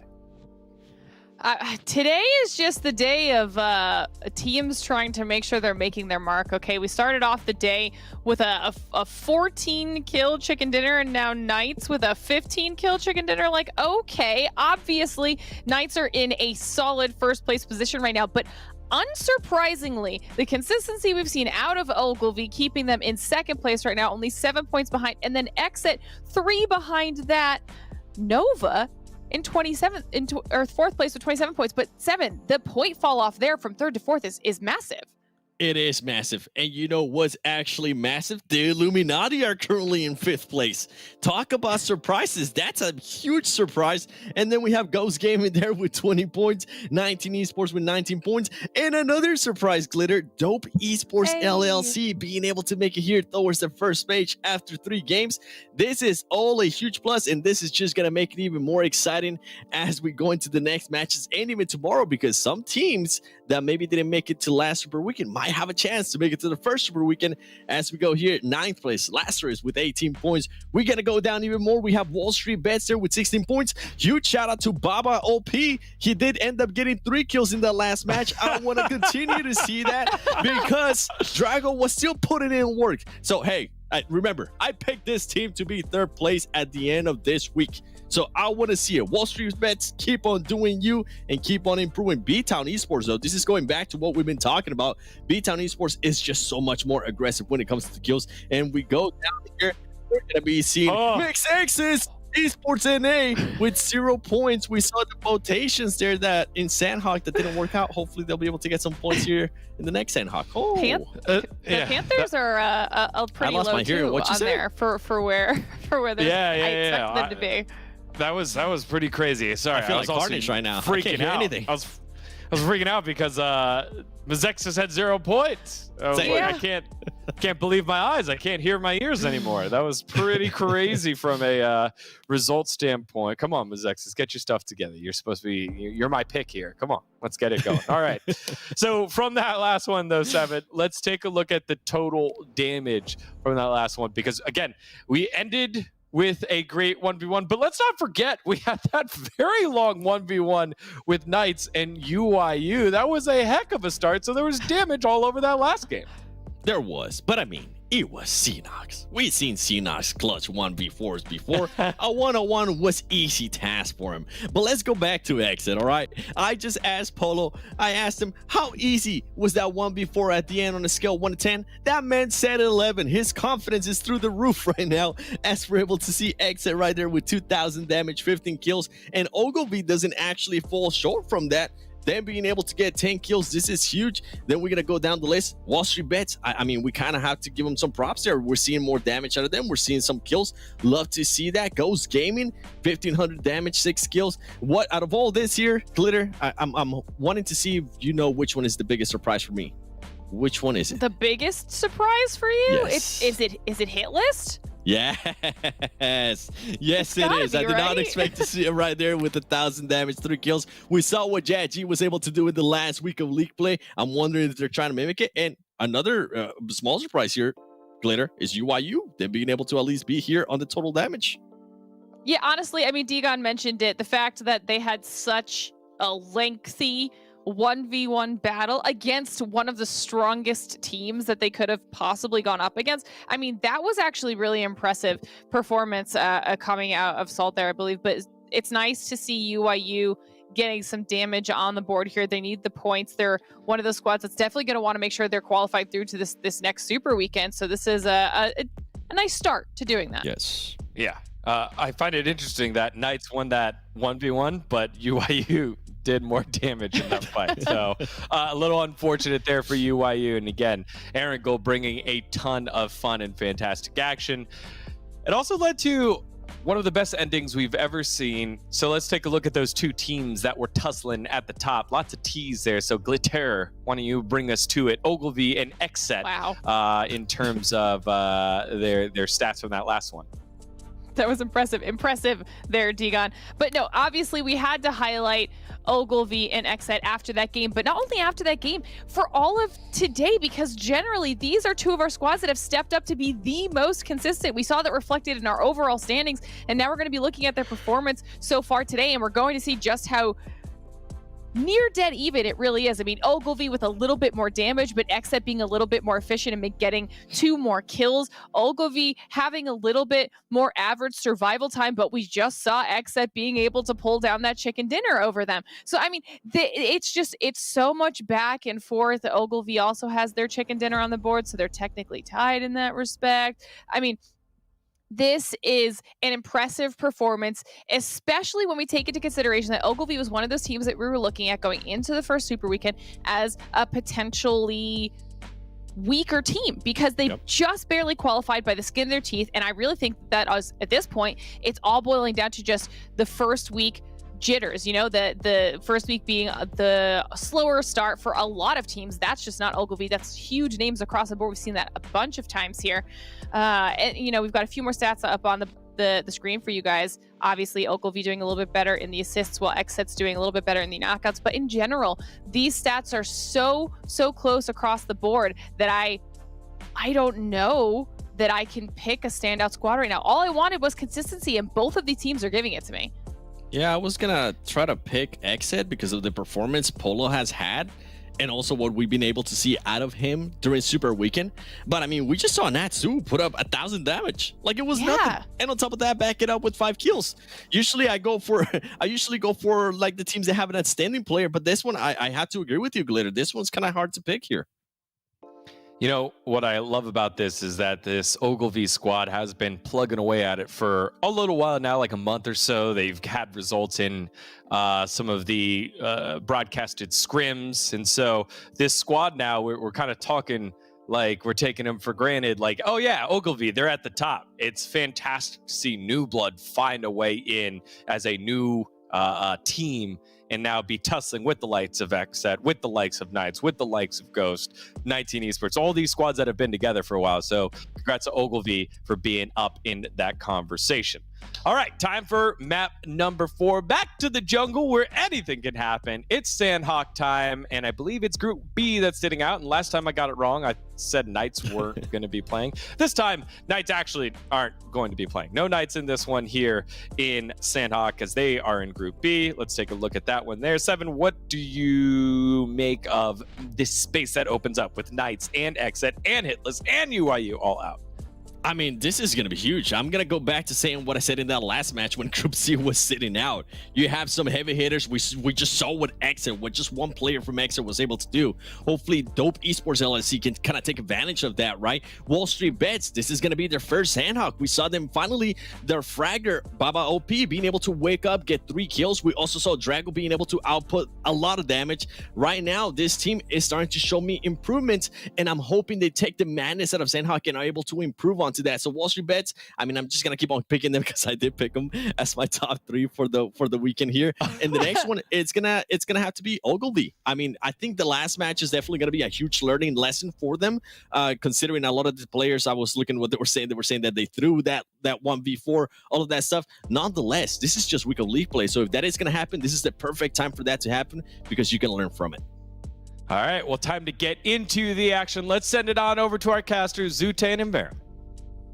Thank you so much, Digon. All right. Back to Sanhok. I have to say, Zute, the blue has been mildly kinder to the teams so far this season. That last one was a little ridiculous. So I guess we'll see if that trend continues as we just get right into the map. I'm ready. Sanhok's calling. Sanhok, like, let's get ready to rumble. Look, this day has proven to be quite exciting, even though it's only a regular league day. Like, week 2 is way different from week number 1, and I'm enjoying it quite thoroughly right now in Vero. I mean, again, you absolutely nailed it in your assessment of the first week. Teams were playing a little more passive. They were feeling out the lobby. They were testing strats, maybe even some different player compositions. This week, though, it's about aggression. It's about kills. It's about getting those points early to take some of the pressure off tomorrow because you only have 8 games. It seems like a lot, 2 full days of gameplay, but you only have 8 games to secure that top 16. And especially for those squads, Ute, who didn't make it that first weekend, it is do or die. 1 weekend, yeah, maybe you can survive without that. But 2, not making it to 2 super weekends, just kiss the finals goodbye. Yeah, the first circle comes up. We're going to probably get a typical, maybe even a boot camp ending. And we got 2 teams dropping in Painan. So the Knights are not in here. The Knights always loot Painan. So we see WallStreetBets and the Yo team both dropping in Painan. We might get ready for some really quick action right off the bat. And Pro Era dropping a little north of that. So XSET, they do a split loot between 19 Esports and the Knights down in Painan. Now, these 3 teams here are filling those spots. And problem is, only 2 teams are not playing, but we got 3 teams in. So 2 of them, WallStreetBets and Yo, kind of sharing the same drop location right now. They might get into a fight. But with Sanhok, with it being TPP, and yeah, it's split across the river, this might just end up being in a big stalemate. Keep an eye on this one for sure. I mean, they do have teams pretty close to them, and if it was any other map other than Sanhok, I would say it's a little bit more likely that these teams fight. Maybe Vikendi, if we still have Vikendi in the map pool. Rest in peace, Vikendi. But because it's Sanhok, because of the nature of this, the ability for other teams to come in third party, use of audio cues at range, they're going to know if these teams are fighting. I think it's actually incredibly unlikely that these 2 teams fight. If they had not split the drop as well as they did and not gone on either side of the river, then yes, I think it probably could have happened. But we're just seeing it here. WallStreetBets have absolutely zero intention of taking this early fight because, again, Zute, they're one of those teams that I mentioned that didn't make it to the first super weekend. They are not going to take the risk of getting knocked out in 15th place. Lazarus right now doing a similar thing we saw them do last week. They play super aggressive off drop to catch a split looter that's close to them off guard. And they do have Vayne isolated now in a 1v4. He's got a DBS though. Oh, misses the shots, the jump shot flying over the stair railings. Definitely throwing him off. Ogilvy, they lose 1 player right off the bat. Backpedaling to what you were saying about Painan. The other reason why I think they're not fighting is this is temporary. Right? It's not like they're trying to claim a drop spot for themselves. When the Knights are in the lobby, neither of those teams will ever go back there to touch that spot. So not once. It's not like, they're trying to be like, yo, this is our spot. It's like, no, it's literally like, oh, you guys are here too? All right, we'll peace out this way. You peace out that way. Okay, bye. Like, they have no real reason to fight. They don't usually drop there. So not too surprising to see them back off. Lazarus, though, love that play out of them. They tried it last week. I think they managed to get 1 quick kill just as well. So Lazarus sticking true to their VOD footage studying, definitely seeing where Ogilvy does their splits and deciding to take advantage of it now. So kudos to them for getting the first point of the game. And I'm glad to see this out of Lazarus because they're a team like I don't feel like we talk about enough. I feel like they often fly under the radar. They'll have the odd good game, but they'll often otherwise just sort of run in the middle of the pack. So because of that, I think they kind of fly underneath our radar a little bit. But they're a team of, very strong individual players. They've got good teamwork. They do their homework. They're a solid, old school NA team here. So I want to see them start to be one of these squads that we talk about, when we talk about the giants in North America in these big final circle situations up there with Knights and, and Ghost and XSET. I want to see them start to get themselves back into this conversation, but someone who's not going to be saying anything other than darn it is Jack, because they just got caught out here by AZ. That is... What is AZ, where are you right now? What are you doing? What's going on? That's one of the worst ways to die. Getting snaked by a solo that's super split. That's in a random spot. And what Jet? No. Oh, okay, no. AZ's staying. AZ, yeah, Jet's dead. He's not gonna be able to crawl that far. AZ just, being scared. He knows he's playing solo, so he doesn't want to stay up there for too long. And actually, Jet might get revived. Just maybe. He still said darn it, but he may also be yelling, help me! Because there is a chance. I mean, there's no blue. The rest of Illuminati are rotating in, though. This is happening outside the circle, I should remind you. There is a timer looming over all of this, and they're not going to push this. Sorry, Jet. You're just going down. Drake ain't taking the risk, which I think is 100% the right call, because to quote the GIF, that's bait. Yep. You see Illuminati just setting up just in case one of them go for that revive. I like that call out by AZ. AZ probably told them, like, yo, my position is compromised. I can't peek down this top hill to confirm the kill. I need you guys to get an angle for me. And that's what they do. So it works out fine. Lana getting back in the car does manage to just drive on out of there. So good kill for Illuminati. A little bit lucky, I would say, unless they knew Jat always rotates that way. But once again, this is where the VOD footage review comes in. Speaking about VOD footage, we were talking about the Lazarus team. I gotta agree with you. Lazarus, the way they're playing, their performance is perfect in the sense of that's how I expect them to be playing and how they're doing. Because the Lazarus team, we mentioned it a few times on stream before, this is a completely overhauled new team. Telly, the captain of the team, the one that was on Lazarus previous, he had to put together a whole entire new team. So when you see them make certain plays that work out very well, like, that early kill onto Ogilvy, that's through all just VOD footage and telling the teammates, this is what we're going to do. If this happens on this map, execute quick, clean, simple. But when things get a little more complicated, that's when experience comes into play. And Lazarus, right, this is their first time playing together at this stage, at this level. So that's why sometimes we might see them flop, and then that's why sometimes we might see them, just hit it big. So very eager to see this Lazarus team keep continuing to improve as the course of this PMPL keeps running. And I think that's a trend and a story that I can express for a bunch of these different teams, especially for the squads looking to come up through PMCO, etc. This is your opportunity to, break out of that cocoon, become the butterfly, as it were, because you're playing against the best players in NA. The idea that iron sharpens iron, that you get better by playing against players who are better than you. Sure, scrims are great, but there's nothing like the real thing. So there's a couple other squads that I think are in a similar boat to Lazarus, who I'm also looking for to continue to step up. Because again, Lazarus, 86 points at the end of the Super Weekend. 12th place, not great, not awful, sort of middle of the pack. In a vacuum, you think, okay, that's cool. But this old school Lazarus roster, when XSET had 110 points more than them, not a weekend I think they're happy with. Changes I think they need to make. And we'll keep an eye on if they need to make any, as Boring Protocol has taken over the high ground. This is still in the circle. And Fate's looking to potentially change someone else's. Telly might be in his sights. Yo, one thing that I'm noticing that I really love as we play more of these Sanhok games is that there's a lot more camping solo kills or early game solo, catch one player off guard coming into play. I think in the first week, we didn't really see any of this. Everybody just kind of stuck close and played it safe. But coming into week 2, once again, I think the VOD footage is shining through, and some of these teams are, setting up that solo camp, take one member out, setting that early game push. And right there, we see Bop looking to try and do the same onto Lazarus. And I can't believe we're still not even into the second circle because we've already seen some fighting. So let's see where this second circle comes out. Nova just stuck right next to Ogilvy. Right there. I think both teams may be thinking it might go to the northwest, but it does not. It centers up quite perfectly. I mean, almost a perfect donut right there in the middle. So mainland still primarily in play, likely to go over. I think 19 Esports, Ghost Gaming, probably feeling very good about their split right now. This is the traditional Ghost split. They've altered it slightly, getting out of Paradise, so keep an eye on that. 19 and Pro Air, I think actually some of the best positions here.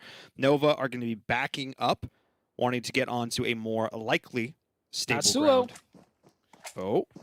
Getting that knock. And with an AK too.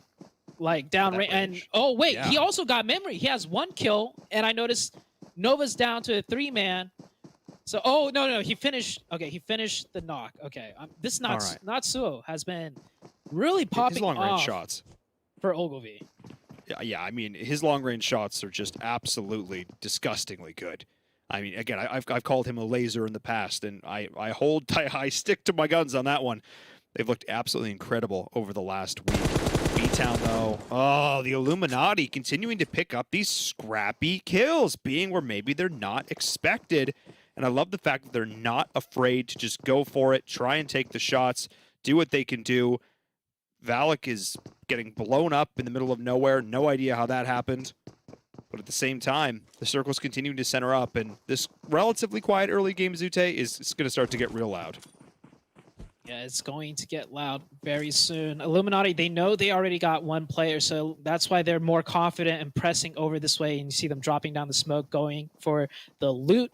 If that was a team that was still 4-man after they killed 1, maybe they wouldn't be as aggressive. So that kill feed, working through, coming into play as Fate trying to set up the trap, but he kind of shoots a little bit early, or maybe he got spotted. Fate caught by himself, 1v2 situation. And he gets 1, he gets Joey, goes for the gun switch, and it's pushing together, works in the favor of Lazarus. Fate with no real support from Fame Boys up top. I think the tree leaves are just blocking too much sightlines. I think that's exactly what happened. Not feeling so good about this one. Oftentimes do see teams go for these wide splits here, but Fame Boys may try and bring it back. Waiting for the other player, finds the shot, single tap, get it done. And now G3 said, come on, man, I just got you back up. Can we do this again? And the smokes are going to come out to try and make this crossing a little bit easier. Lazarus not in an ideal position, but not the worst thing I've ever seen. I think there's a good chance G3 will be able to get him up. Just play this calm and slow, right? Lazarus don't have to rush this because they're not anywhere close to the center circle. If anything, they get even more time to try and get this revives off successfully. And I just noticed Lazarus is actually down to just 3 total players. I thought they still had the 4 up. I think maybe Boring Protocol managed to scoop one up off screen, didn't notice it. Actually, Boring Protocol down to just Fame Boys. I was going to say, I said it was a fairly quiet early game, but not necessarily quiet, just maybe not necessarily that we caught all those kills, as Lazarus was able to do a decent amount of damage response. I did mention that I saw a vehicle getting exploded on the kill feed. I wonder if that was how the majority of the players ended up going out there, if maybe Lazarus caught them clown carring it a little bit, as we get to see where this circle goes next. Anything but a shift to the east right now, I think would be a little bit more unexpected. Nope, that's exactly where it goes. Perfect for Ghost Gaming, fantastic for 19. WallStreetBets, the Panthers and Syndicate in the middle of it. And the Panthers being able to play from the middle of the fight. Keep an eye on that, how this goes, is Yo going toe-to-toe with Illuminati. Illuminati going downhill right now, trying to get into Painan, but the Yo team has not moved an inch since dropping something Illuminati definitely was not expecting. Illuminati just down to that player right now, and there we go. Illuminati are eliminated. Yo setting up perfect trap, just staying there the whole time, and Nova doing one of their great rotations with vehicles, probably one of the most successful teams on the Sanhok map when it comes to using vehicles correctly on rotation. Hopefully I'm not jinxing it though, as they slam right into Mezexis. They already got the opening. Ren's got that grenade in that building. It's not big enough for a grenade and 3 people. They're definitely gonna get hurted right there, and Ren actually did get a knock in. This Nova team, they're gonna come in and just wipe it clean before they get third party. That's the goal right here. It looks like it is a 2v2 situation. Kills are going to get confirmed here around the corner. Shots are coming up from the window as well. And beautiful team play from Nova Esports. They lose memory. 1 goes down in the process, but taking out 4 members. That's what they're trying to do. That's the push I wish we'd seen from Knights on that last map. That was just a touch cleaner. That was a 3v4 because they lost one to Natsuo way early on. So that push, 3v4 crashing into a compound. My question is, why was all of Mezexis in one building together there? That kind of gave their number advantage over Nova like a non-existent factor, because they're all stuck inside, and if anything, that just makes that grenade that ran through so much easier. So Mezexis, I think they need to work on their defense a little bit because they lost a 4v3 while they had the defense advantage. Yeah, I mean, big one-room schoolhouse vibes going on right there, except they're the ones getting taken to school, unfortunately. But good play from Nova there to split things apart, come at them from different angles, be able to leverage off the back of those opening knocks, and those nades absolutely massive. As we're seeing a bit of the time of day now, I would call this is classic Sanhok. I was talking about the blue on Sanhok, the importance of meds and heal stratting because of how much a factor the blue is, how quickly it moves, and honestly, it's living up to its name right now, living up to the reputation, because teams are already caught out in it, quite a few, in fact. The blue zone is extra deadly when you have like solo players left alive, because that's the only thing they can rely on. Play from the blue where it's not expected. And now you see that waterfall effect. We saw Illuminati take down a lot of BTOWN. So BTOWN actually forced to split up in a 1-1 and utilize the blue to their advantage. And with Yo camping out Illuminati, they in turn run into a little bit of trouble with BTOWN. It's that waterfall Sanhok effect that makes Sanhok one of the most annoying maps to play on. And another really annoying thing are the circle shifts on Sanhok as it ping pongs straight back to the west. And 19 Esports caught dead in the middle of it. Now, the question is, do they want to fold in a little bit? They're occupying a lot of space. It looks like that is going to be the play. Sam is going to come into the rest of the team because we saw what happened in the crash a few moments ago. It's very easy to get caught out if you're not expecting it. Is Lazarus expecting right now? I mean, great shots coming in. And this is the fight at boot camp. Lazarus and Natsuo on the high ground. If there was one player I would not want to be running into right now, it's probably him. He has just looked so dangerous over the course of this last week. Natsuo is definitely a player that is on the come up for this PMPL. Every PMPL, we get a few of those players like Polo, one of them, right? Polo, but a very veteran player. If you guys didn't know, Polo used to go by the name Slicky, and he played competitive since the very start. When I was putting together my very first team, Slicky was one of the players I was looking at. So he's been grinding these past 3 years, and he's really shown up. And Natsuo, another player, I think he's a little bit newer, probably, but Natsuo also heading towards the right direction, looking very good as a player. 100%. It's all about having a balance of those kind of players on your squads, the players you trust to win those 1v1s, to offer support, good vision, scouting, intel, decision-making. You got to have the whole package on a squad, and Natsuo at least definitely looking to fill in that fragging role for his squad. As we're keeping an eye on the other side of the circle here. Actually, a little bit further south. It's Pro Era looking towards Las Vegas. WallStreetBets now. The Panthers, Brady, making them a little bit scared out there, as that was a quick, clean kill. And just like that, WallStreetBets are down to 3. Down to 3, also on the low ground. That high ground that the Panthers have is so strong, especially when you just have the back to the blue zone. This area always falls apart when it's dead center of the circle, because you'll get 2 teams pushing in from both sides. But this circle shift is working out perfectly for the Panthers. Their defense, all they got to worry about is just that defense. And WallStreetBets, they got to find a way in. I think Baba has snaked into the very edge of zone, but Drago and King A still have a ways to go. And they don't have a whole lot of cover. They've got some rocks to play around, but looking like there's not a whole lot of utility to work with. 0 meds or stims to be had here for Baba. So keep an eye on that. They're not going to have a lot of room to work with once the blue pushes them in. They're just going to have to go. They're just going to have to fight. The circle continues to center up, continuing to favor 19 Esports, but there's still so many teams left alive. 11 currently, Zute, and that number's about to drop real quick. The Panthers, Syndicate, Ghost, Dope, Lazarus, and Ogilvy, and Bootcamp Pro Era. Yo, that's so many teams not in this next zone. The only 2 teams in the zone are Nova and 19E. This is that Sanhok moment that we all love so much right now, and that is when there's just fighting and chaos all around the map. And I can't believe it.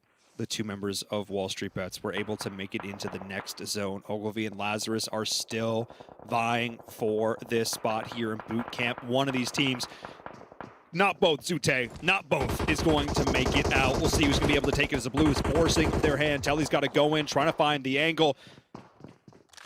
Khan is here. Here's the footsteps. Looking for it. Around the corner. G3 making a ton of noise. Khan wants to take them down now before they get a shot. But no, outgunned. Taking the 2v1. Pushed in the wrong direction. Trying to get a little aggressive. And suddenly Lazarus has the advantage. And with the third party from 19E, it's not Ogilvy making it out alive. I don't know what play. That Ogilvy play was... that was really bad. There's no way they're making it into the next zone. They must have been pinned from 19. 19 must have been taking shots, so they knew they couldn't do both at once. As we say, that's exactly. That's exactly. So why didn't they take the fight with Lazarus? Why did they try and juggle both, running into zone and all that? I just expected Ogilvy to play better, as they've had such a good, 3 games already, and that was just not what I expected to see. And the chaos also happening on the screen right now. Let's get back into the action. I just got so flustered watching that. Zute, that's what this map's about. That's the glory in the brutality of Sanhok. You don't have a second to think about it. You don't have a second to process. The blue is relentless, as Lazarus is experiencing right now as well. Pro Era to boot. Fishy is out of there. Not the best day for them. Rest in peace, my prediction. As we're seeing Nova not getting favored with this next circle. That will be 19 and Ghost. 19 have gotten the circle like the last 3 in a row. They've got to be feeling ecstatic, Zute. 19E dropping from boot camp and just having to do only a little bit. And Ren just naded Chiffon in that kill feed. I was going to say, when he dropped that smoke out the window just a few seconds ago, I could have sworn it looked like a nade, and it was a nade. Yo, making that rotation in with the card, getting into zone, but can they actually stay alive? Great trade. Ren is the last one up, and Ren already just has medkits. I think Ren is just going to go for the first aids. Dope. Did Dope just get... No, Dope is still alive, just barely hanging it on in there. We got 19 Esports, Ghost Gaming, and the Panthers coming into play now, as the rest of the teams just looking to either keep their heads down or just eat the blue zone. We do see Ason from Syndicate doing just that. Going to be med-stratting the Panthers, trying to make their way in. Yeah, and Ren, because that unfortunate team nade, no way they try and push into this next circle as 2. That's unfortunate. They have had a lot of bad luck on Sanhok of late, looking at Nova. Going back to the drawing board on that one, they can't be happy about it, but mistakes do happen. You have to be able to shake it off going into the 5th and final game. But for some of these teams, this one ain't done yet, as 19E with 4 kills. They've been playing this one perfectly, taking the fights they need to, pushing where they can. And just out here, Rin with 11 first aids. Highly exposed, though, and hang on. Iris? Hello, Iris. Oh, get back to that bush. What are they doing? What are they doing? This is insane. Are they actually going to try and send it? I like Ren's play. He's first aiding his way in. He wants to maybe get one more kill point. 19 Esports, so they have to focus on Ghost Gaming, as Ghost Gaming making the push right now. Ghost Gaming not going for a first aid strat. I think all 3 players try to push out. One's already knocked. Bayo goes down. It is all down to HH. We got Iris still left in play, and nobody, I think, really knows where Iris is. And Ren has made it in, and he still has 6 first aids. Lots of options here for Rin, as Ghost Gaming is trying to make it into this next circle. Will be eliminated. They lost a player early to the blue. It's coming up to catch them right now. Wait, you just saw them. Wait, there's a player there. You spotted them. Rin caught out. Sam didn't actually see them. It comes down to the 1v1, and Rin can't get it done. After all that, Nova go out in 4th place, and 19E staring down the barrel of a chicken dinner. All standing in their way are the Panthers and one sneaky boy. Sneaky boy, that's closer to the 19 Esports side, so Iris might just come in clutch for the Panthers. But actually, Iris is on the other side of that car, so the Panthers, it could swing either way. If anything, Iris could probably just lay low until the real fight starts happening between the Panthers. 19 Esports are able to get a full reset. They had 2 players knocked, but the Panthers playing very careful, as Sanhok, you never know what snakes there are, taking shots through the glass. The Panthers laying low, turning more into snakes than Panthers, as they have to play quiet, and Carnage finds Iris. That's huge. This is now just down to these 2 teams. 19 Esports 4 alive, 7 kills. The Panthers forced to hit the deck, just trying to hang on and survive, but you got to push in, as Brady is going to get knocked. Fantastic play from 19, and that's just it. It's over. Blink and you miss it. They get that chicken dinner. Calm, cool, collected, and a little bit of circle bless. 19 Esports get it done. There was a world where the Panthers could have taken that when 19 Esports had 2 players knocked. They could have maybe grouped up together and just hard push one side. Maybe back in the VOD review, don't learn something from that. But 19 Esports, they definitely don't have to learn a thing. Because, I mean, drop boot camp, move a couple steps out, and then get the circle, right? What better situation can you ask? Watch out that chicken dinner with a good amount of kills, too. So let's take a look at the overall results just to see exactly how many points all these teams got. 25. Not bad for 19, considering they only really had 4 going into one of those final circles, but it was actually pretty evenly spread. Decent amount of kills throughout the rest of the teams here, particularly in the top 6. Again, I think just because of the nature of Sanhok, teams were fighting left and right. It's good to see Pro Era on this first page. Lazarus here as well. But I'm more curious about... Actually, also props to Yo. Props to Yo. Big play there from Iris to make it in, doing a lot, and they also got 6 kill points to boot. But let's take a look at the rest of this top 16 Zute, because I'm curious at who's down there at the bottom. Yo, one of the teams not making it into the Super Weekend, right? So this game was actually really big for them. 2 other teams that not in the Super Weekend is Dope and Wall Streets, and they only managed to pick up points match. Let's take a look at the MVP to see who came out on top player-wise for Sanhok and Ogilvy in 11th place right now. There's a chance we might see Natsuo up there once again. And not this time around. 19 Esports and Frady from the Panthers making an appearance into the MVPs. And dead tied with Carnage too. Damage and kills. No one individual player really popped off this game. This was really a team game. It was all about being scrappy. So props to these squads for making it there to the players, I should say, to the MVP page. Wow, my goodness, talking is difficult. But you know what's not difficult? Getting your hands on a special in-game crate. Of course, the NA 2021 Fall Season PMPL crate is available. So Zute, you've been a pro, so these fans, they can look like a pro. Yeah, the cosmetics is where it's at, right? Because if you don't have the skills, at least you could dress really cool. And who doesn't like looking nice and showing off to their friends? So definitely check out that crate special. But we're gonna head into a break, and we're gonna come back for some more action, as it is nonstop and it's still gonna keep continuing.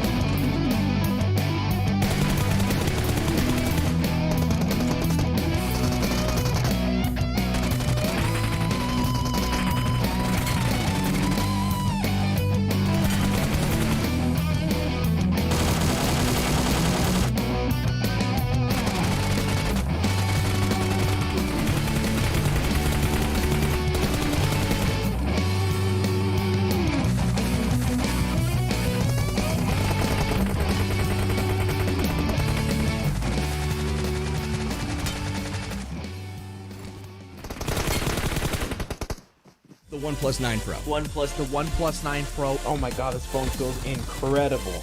The best processor, 120 hertz, 12 gigs of RAM, and a Hasselblad camera. What more could you want? The hyper touch on this bad boy is phenomenal.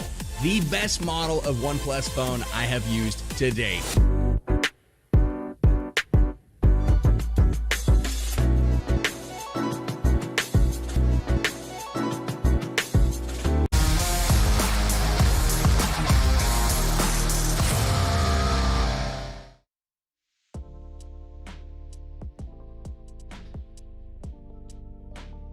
Welcome back to PMPL North America season number 2. And none of this would be possible without our sponsor, OnePlus. Make sure to get your hands on the OnePlus 9 and OnePlus 9 Pro with flagship performance, a 120 hertz display that is so dang immersive, and technology made for gamers like HyperTouch. The OnePlus 9 and OnePlus 9 Pro are your best shot at climbing the ladder in PUBG Mobile. Thanks again for sponsoring the PMPL.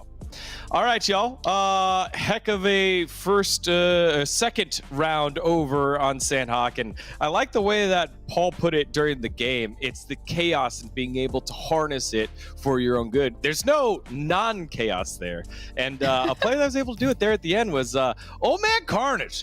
Putting back time, able to line up some kills, and it's a chicken dinner there for 19 Esports. Let's take a look at the total damage here, Glitter.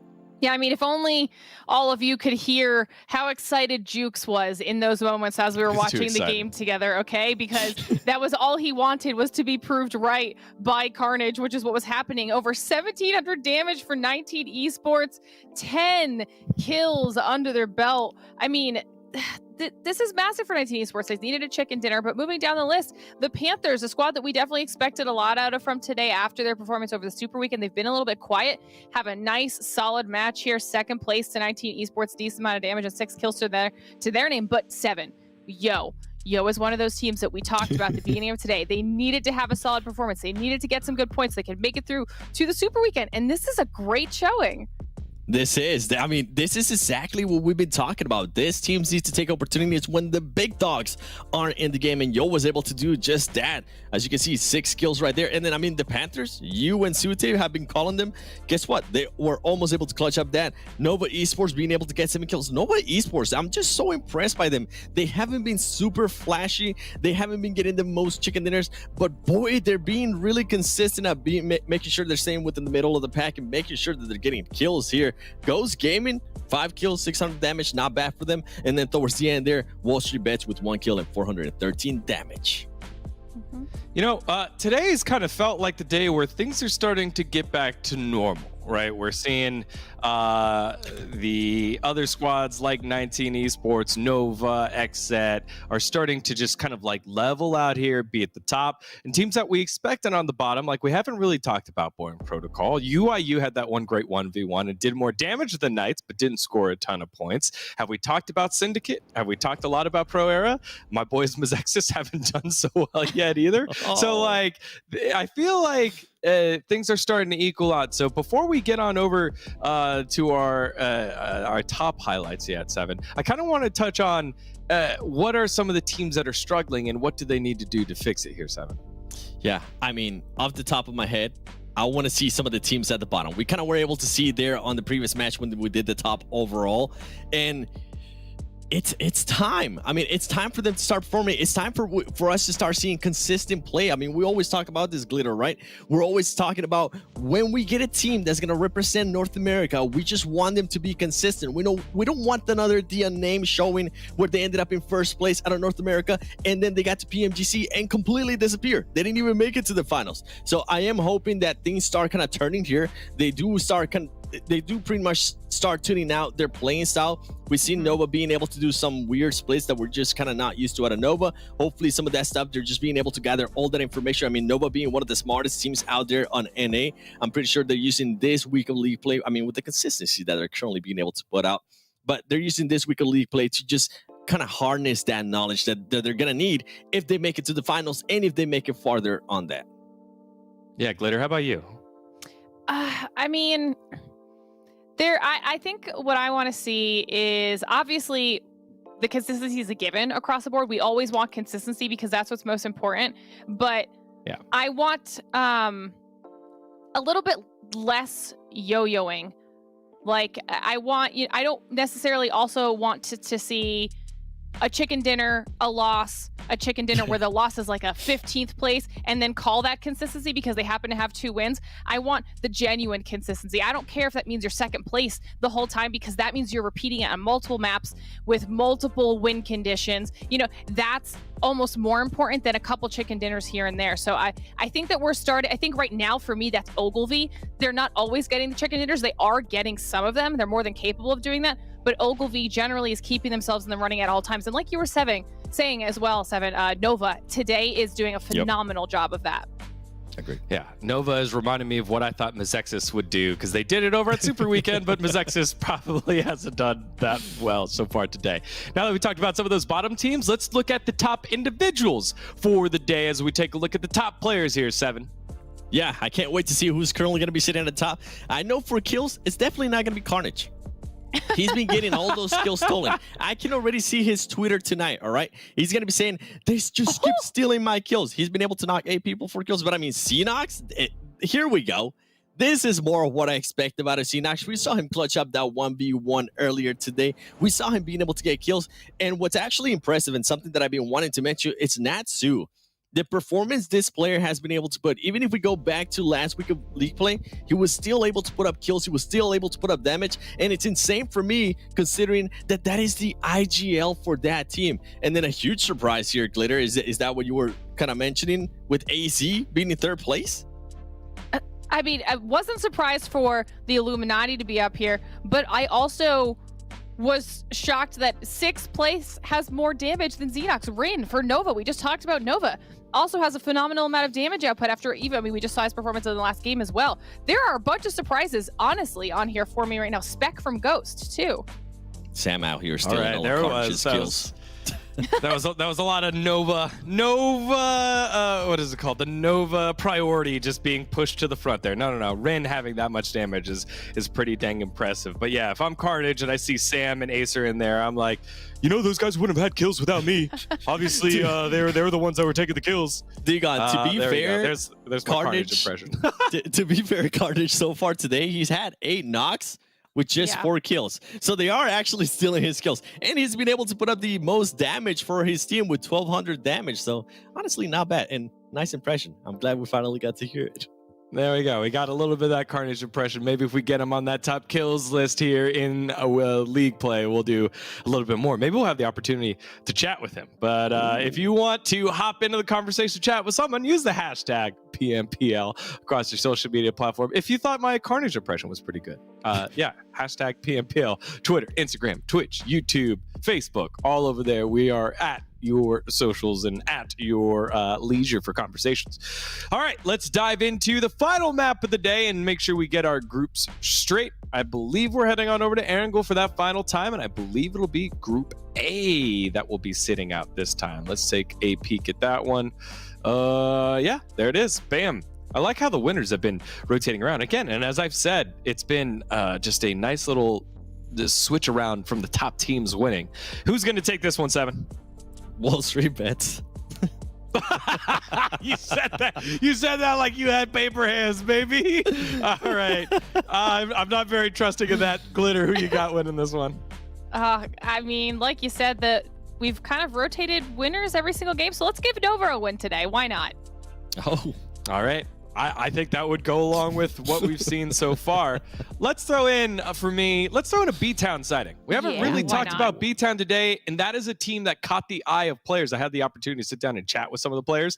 BTOWN's one that started picking up on the radar for some people, and they haven't done as much as I think we thought they would. So here it is, final map. How about that to make a statement? And to make a statement, let's send it on over to our casters for the final match of the day, Embaram and Azute. Thank you so much, Deacon. We're here. We're back. We're ready to rock. Game number 5. Where did the day go? And I have to say, I kind of agree. I'm looking towards BTOWN. I'm looking towards Nova as well. Got a chance to hang out in Chiffon's stream last night. They were not pleased with how the Super Weekend went. In fact, his words were, we gave XSET 3 chicken dinners. So let's see if they can pick up one of their own here tonight, Zute. Dang. To think that they gave XSET the chicken dinners and XSET didn't claim it for themselves. Okay, Ooh. those are some big words. And like, okay, I know Nova is not too happy with their performance, but keep in mind, guys, they still placed in the top 5, like overall after this. That just goes to show how much that they expect of themselves and how much they know that they can do much better. So let's head into this last match. That is Erangel, and maybe like Glitter said, maybe this last one will be for them. Erangel, one of the maps that Nova kind of, has some good performances and some bad performances. It seems like their strong map is, for some reason, Sanhok of all maps. But maybe they'll figure this one out as the players, they got some stuff to figure out with this playing path. The way I'm seeing it, we're going hard south right now. We are indeed. I feel like I've seen this plane path so many times, and it always makes for an awkward mid-game as teams who often rotate up further north, thinking like teams like 19 Esports on that western coast and around George. Things just get chaotic really quickly there for them. They've got to make early calls, and especially if we are going to end up seeing a northern circle. But for some reason, my gut's telling me maybe we'll see a military circle. I think I can see it. I think I can see it. Just maybe. Or just maybe. We're going to get one of those 50-50s. Those are always nice. Oh, too, but that would be fun. Yeah, I'm looking at the teams dropping off right now, and I'm seeing a few teams that might kind of get into early game scuffle. One of them being, is 19 Esports and Ogilvy in here again? Yeah. Yeah, this kind of playing path, they always clash around the west side of Pachinki for vehicles, and I do see 19E. And flying with them going towards Pachinki as well. A pro era there. We got WallStreetBets. Well, Pachinki's looking awfully chaotic. And no, we are going up north. All right. I'm not going to get a military circle. And this isn't going to be too bad for a lot of the teams involved. But man, the center of the map right now. We drop in school, except school is Pachinki. This feels like early PUBG mobile days. This is looking spicy. That is a lot of players heading towards Pachinki right now. That is at least 2 full teams, with a third team seeing just how many teams. And I think that third team, WallStreetBets, the team that's 7-pick to win this one, I think they're going to steer clear of that area. So once again, we have a top team not in the lobby. We've got 2 teams dropping in to fill in their location. This time it's Pro Era and BTOWN. In last game, Pro Era was looking like they were going towards Pinon too, but they saw how many teams were going there. And is it the same 3 teams that kind of clashed in the similar area? I think so. I think you might be right. We'll see who was going to be able to get the first opening knock. That is so crucial for these scattered Pachinki fights. Everybody just looking to get a gun. Everybody just looking to get an angle. No helmets, no vest, pure skill, pure aim, pure intuition. Who's going to be able to predict these jiggle peaks? Who's going to be able to predict with the pre-fire? That's what this is going to come down to, as both teams are trying to reset to give each other cover. Peaceful is the one I'm looking at, though. Very split from the rest of the squad, and it seems like they know it, too. They are running. Good old-fashioned Pachinki hot drop. I know if you queue up Erangel, these players, they always hot drop Pachinki, so definitely super familiar, but this is going to be one of the very few times they clash with a what? Oh, boy. He made it. Okay, I guess do the unexpected and you'll get away with it. It's a Jat just running in the wide open for a good amount of time. He makes that cross somehow, and I think even that Pro Era player had to take a double take to see, is that guy really just running over? Pan did get knocked. That grenade almost coming in big. Looks like Pro Era will try and get that revive. BTOWN putting on the pressure as Fishy gets a trade onto Grave. That was a huge trade. They're going to have a little bit of tempo advantage now off the back of their reset. Obviously, meds are kind of scant right now. Like, neither team has really had an opportunity to loot much at all, so this damage is going to be permanent, feeling forever. Lolo, bit of a slow reaction there, given how good they looked earlier on. We'll keep an eye on this, as we're keeping an eye on Chat in the corner. Grave at the other end of the hallway, gonna look to try and get the pinch. Nice play there from Seagut, though. We know how good they are in these close-range fights. Beautiful job, able to pick up the knock. His teammate does go down in the process, but with 2 members out, it all comes down to Pro Era to try and reset this, but the pressure is still mounting. Fishy with the off angle, though, is doing a great job of backing up the rest of the team. They're probably gonna have to rotate in just a little bit quicker in order to try and lend a little bit more immediate support. That's exactly what they're doing. The revive's gonna come through. Pan with the nade out the window. Peaceful's got no HP. Can they survive? As the rest of Pro Era is coming around the corner, trying to pre-fire the angle. Pro Era are looking to put the nail in the coffin of BTOWN Esports. Our analysts predicted them to do well, Zute, but their dream could end right here. Pro Era playing this a little slower than you'd expect because 2 of their players were 1 HP. They want to go for that med, and it works out as they isolate a 2v1. It is back to a 4v2, but BTOWN really hurt, very low HP. There goes down another one. They get that 1 trade, but oh, he gets 2. And Sika very low.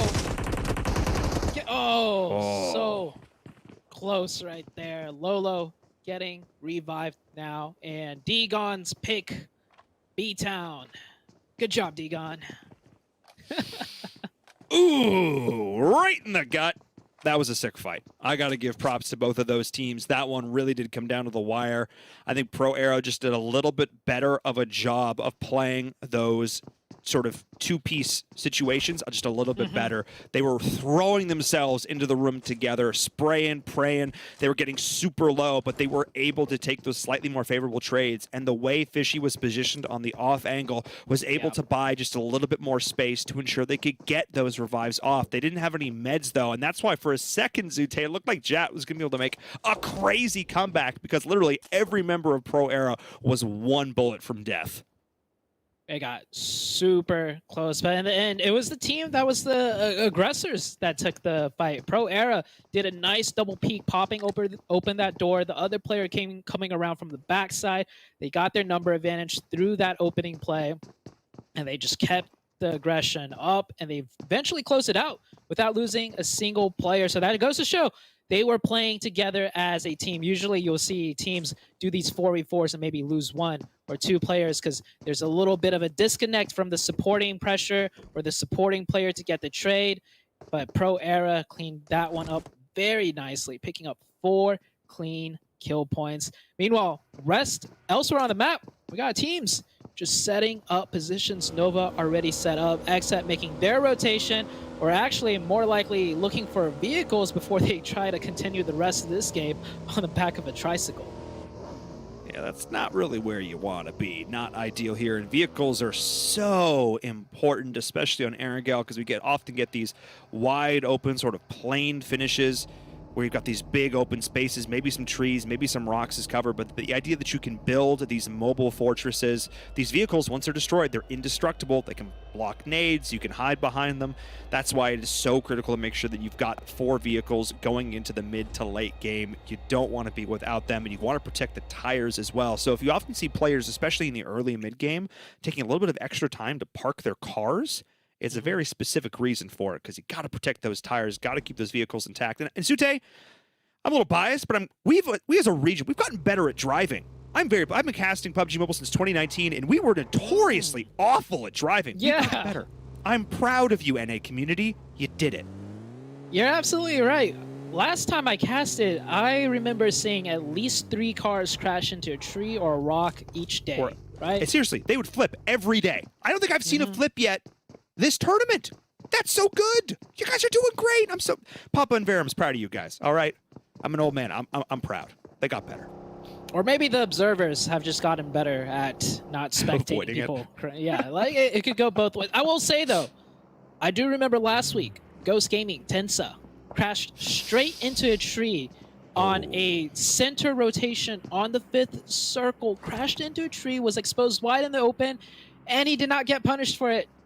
And I'm pretty sure the analyst desk is laughing a little bit because I was actually so just kind of like, why did he not get punished for that? But anyways, heading back into the game, heading back into the zone shifts, we're going to go ahead and go into zone number 2. Circle shift is coming out. We see the Panthers, always coming in from the edge, from the outside. That's their play style. Look at as well. Yeah, Zute, you read my mind. That's exactly where I was looking. The Hitlist is here. 19 has started doing these later rotations in as well from Georgia Pole, but the Panthers on the out. I also love how they're constantly mixing it up. The Eastern Bridge, the Western Bridge, they're constantly choosing different options, timing things a little bit differently in order to make sure they can't get camped. They're being unpredictable. I love this play from them. In the kill feed, we got XSET and Nova getting into a very quick fight. And as tradition holds true, every last game of the day is a little more aggressive than the rest of the games for that day. And we already see it coming out now. I think Nova did lose one player right there, yet having to back off. Looks like XSET just beat them to the punch for that position in the center of the map. Yeah, I mean, XSET had a little bit less far to travel to make it there, and that is such a powerful position. High on the mountain, middle of the circle. Yeah, Nova have hard cover to work with, but this is a compound that is much more likely to be crashed as we see Yo, Knights, Lazarus, UYU, so many squads possibly going to be in contention. As Chico, you can see rolling around here. Yo, very grouped up, Zute. I don't actually love this from them. Less intel they can gather, and one big nade can be that much bigger. What? Oh, okay, that's where they are. The mini-map had me a little bit confused. It looked like they were just in the middle of nowhere, but they have this little fortress here. This was the place I was talking about, where Tensa crashed into a tree as they were going to crash into, I believe it was maybe XSET or Lazarus holding the inside. But Coop's here. Love to see it. He keeps the music on in his car because he's just vibing right now. I can imagine during the rotations, you got Alucard, right? The IGL screaming at the team on where to go, while Alucard's being shot at by multiple teams, telling the team, you know, this place is taken, that place is taken, and Coop's the big pop-up, the big fragger, just chilling in the car with the music turned up so loud, can't even hear what Alucard's screaming about. Look, sometimes, man, you just gotta take it easy. And to be honest, you're Coops. You're one of the biggest, scariest fraggers on the map. You're the one players are looking at in fear, or fear in their eyes. So we're taking a look at Syndicate up here by Church.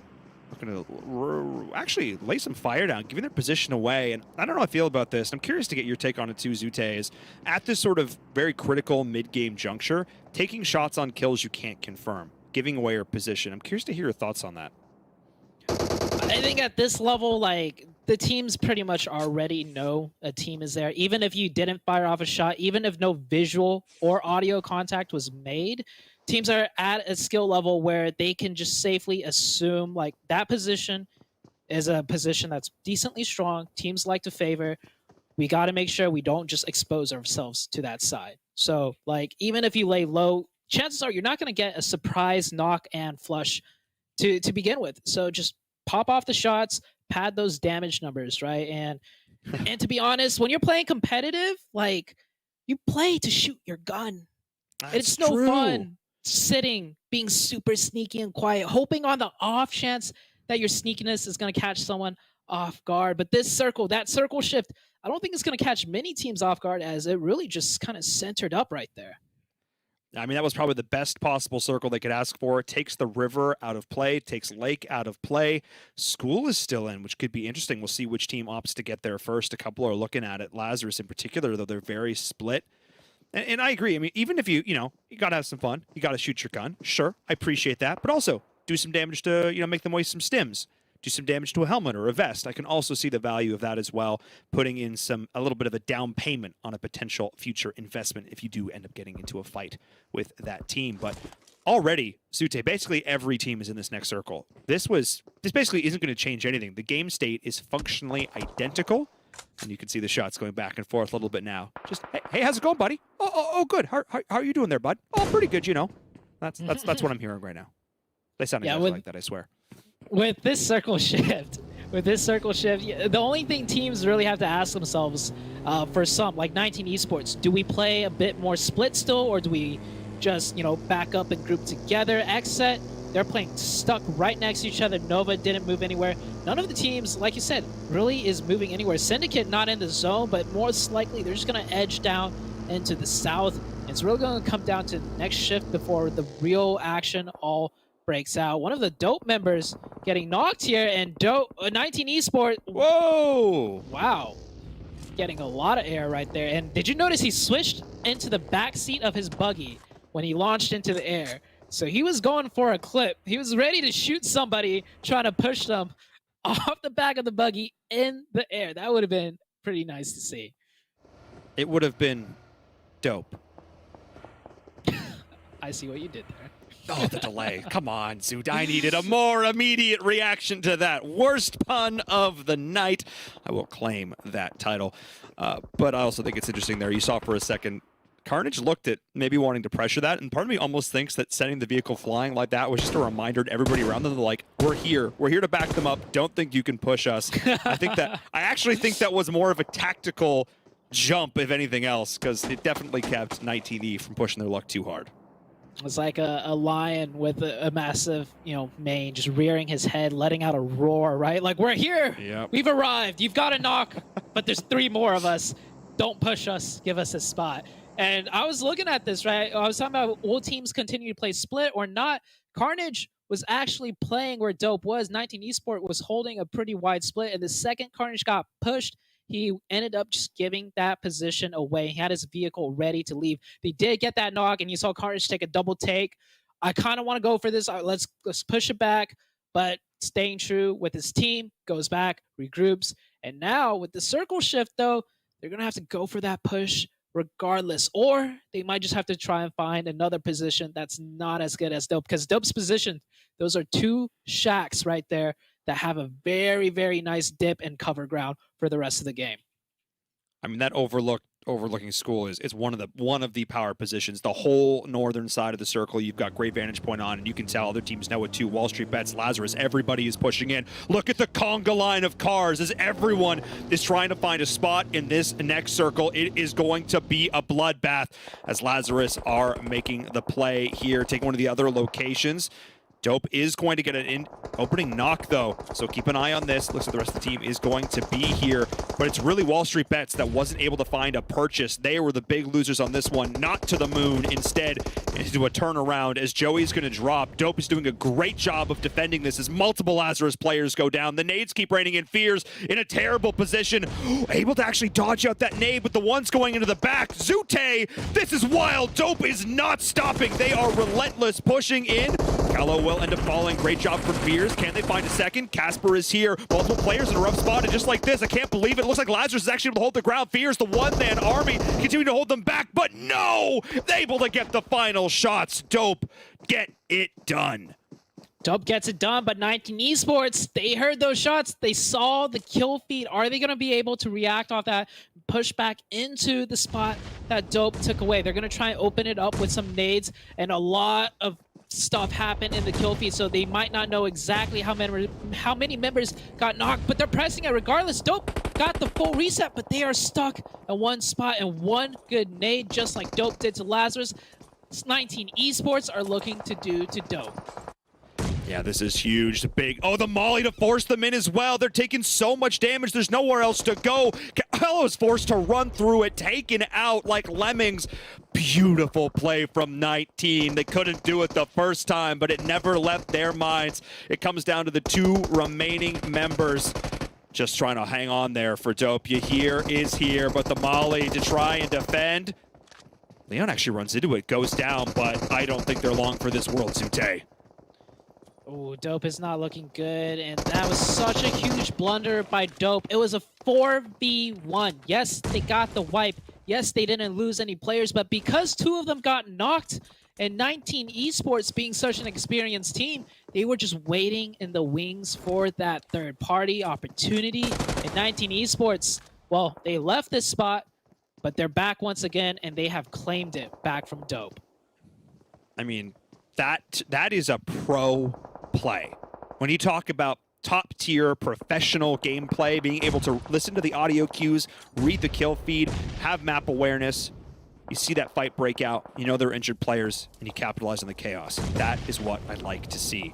What I'd also like to see is Mezexis step up their game today because they have been extremely quiet. Kino is dropped. The Panthers are here doing some additional damage.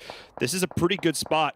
One of these teams, I mean, they really want to try and take this out here because they're on the edge of this next circle, but they're one of the teams that's the furthest in Zute, so this would be massive for them if they could take over this hilltop, especially with the circle shifting right on top of them. Oh, the Panthers looking so good right now, just tearing apart Mezexis. Mezexis came into this match with 0 points. They managed to pick up 1, but the Panthers are not looking to give them much more breathing space as they take down another player. Mezexis just down to a solo.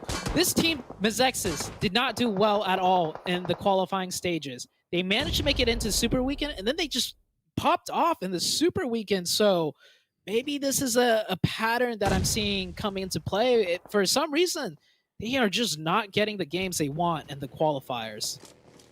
Yeah, I would have to look back specifically to try and follow along to see what is going wrong, because it's not one thing. They've been having too rough of a time for it to just be one thing, as they only have one player in this game. Keep an eye, though, on the hit list. Syndicate right next to each other. Snake in the grass. Great eyes from Brain, though. Like a hawk, spots it out. That's going to be the opening knock, and this is the potential that Syndicate needs to break open this side of the circle and take their stab at the hill. Syndicate applying the pressure, gatekeeping, pushing away the hit list before they fully move into the zone. You see so many teams do this. They don't want to just go into the zone because it's the next circle. There's no need to if it's not as advantageous to push a team away. So they're sticking to the spot. They already took down one of the hit list, and Pro Era also here taking shots, maybe taking shots at Syndicate as one of the Syndicate members goes down, almost will get thirsted. Brain overstepping that peak just a little bit, and you see Rad trying to get that revive touch in time, but does not. Syndicate down to 3 now, and that's the cue for the hit list to go and push. Was indeed. Speaking of pushes, 19 tried to make their own, could not make it happen. Pro Era, though, looking to follow in a very similar set of footsteps. They are not in this next circle yet, looking to pinch the hit list, who are trying to use the elevation to their advantage, but it's not a great spot for them. As the Panthers up on the high ground, the earlier win over Mezexis, lying, by the way, is still lying in wait. We'll see if they make an impact, but the Panthers are just looking down at everyone, Zute. They are the kings of the castle. Kings of the castle. And we have so many snakes. Got Lai and Drago here. Drago last one up for WallStreetBets with the car for cover, and that's about it. The hit list still continuing the grind into Syndicate, but that smoke is not hard cover as he gets knocked. Syndicate still managed to retain 3 in the next circle. Oh, UIU. I haven't heard much from them, but they get that circle. They get that zone bless off to the east side. This could be their game, the last game of the day. They've got to deal with XSET, who are sending it into them right now as the hit lists go down here. All these teams trying to reposition. So much fighting on the western side of the circle that the east has been laid bare. Only these 2 squads fighting out over it, and all these teams still left stranded on the western side. They've got the work cut out for them because the Panthers are still up on that hilltop. They are still playing gatekeeper as we're seeing Mezexis finally go out. Loud and proud are the Panthers. They got to be careful, though. There's still the Syndicate down on their south that they have to make sure they deal with before they overextend and start pressing into the other team. Syndicate, I'm actually seeing on my mini-map right now, are getting into vehicles, and it looks like they're going to wrap down south and hard into that new circle shift. The Knights still managing with 2 players up to keep pressing in onto the rest of the end game. I mean, good luck to them. They've got a literal mountain to climb. This Pro Era are looking to do this, trying to weave their way through the chaos, and actually finding a line is Pan. Fantastic job there as Chico not getting in undetected. We'll throw some shots up. You can see it on the tree there. And J7, though, overextending. Alucard, these are the ankles that we talk about, Zute. These 2 Knights players doing beautifully together. What a tandem. Chico and Alucard, the duo that doesn't get as much of a spotlight as Xenox and Coops, but they're doing it right now. They're showing they are out here to play 2v1 situation, kill switch. This is a big player just as well, and that is why that dink, instant shot. Chico, last one up. Alucard trying body block from Chico right there, maybe. Gets thirsty, but Chico gets the finish. The Knights stay in. XSET get eliminated. UIU keeping their heads down low. Only 1 kill so far as all the other teams are slugging it out. I mean, I don't even know how UIU have been involved in so few fights, but Pan only has eyes on 1. Second he sees a second, though, I expect the shots to come on through, but there's 3 members of the Panthers right in front of them, snaked their way in. I think it'll also depend on where the circle shifts. But Illusion sensed it. There are the shots coming in. That's your time to go. Pan will get it done. Where's the rest of the squad? Has to turn around now and try and deal with the snake in the grass, but multiple members are in trouble. But it looks like Jag's actually going to sneak it out. Nice shots with the mini Zute. Pro Air's got to be pissed about that one. Jag with the steal. Pan realizing his kill got stolen. Knocks another player, Frady, I'm sorry. Brady, last one up for the Panthers. We'll get that first aid off, just maybe, unless if Jag with the mini can get another snipe in. Oh, that's a smoke. That's a Brady, smoke.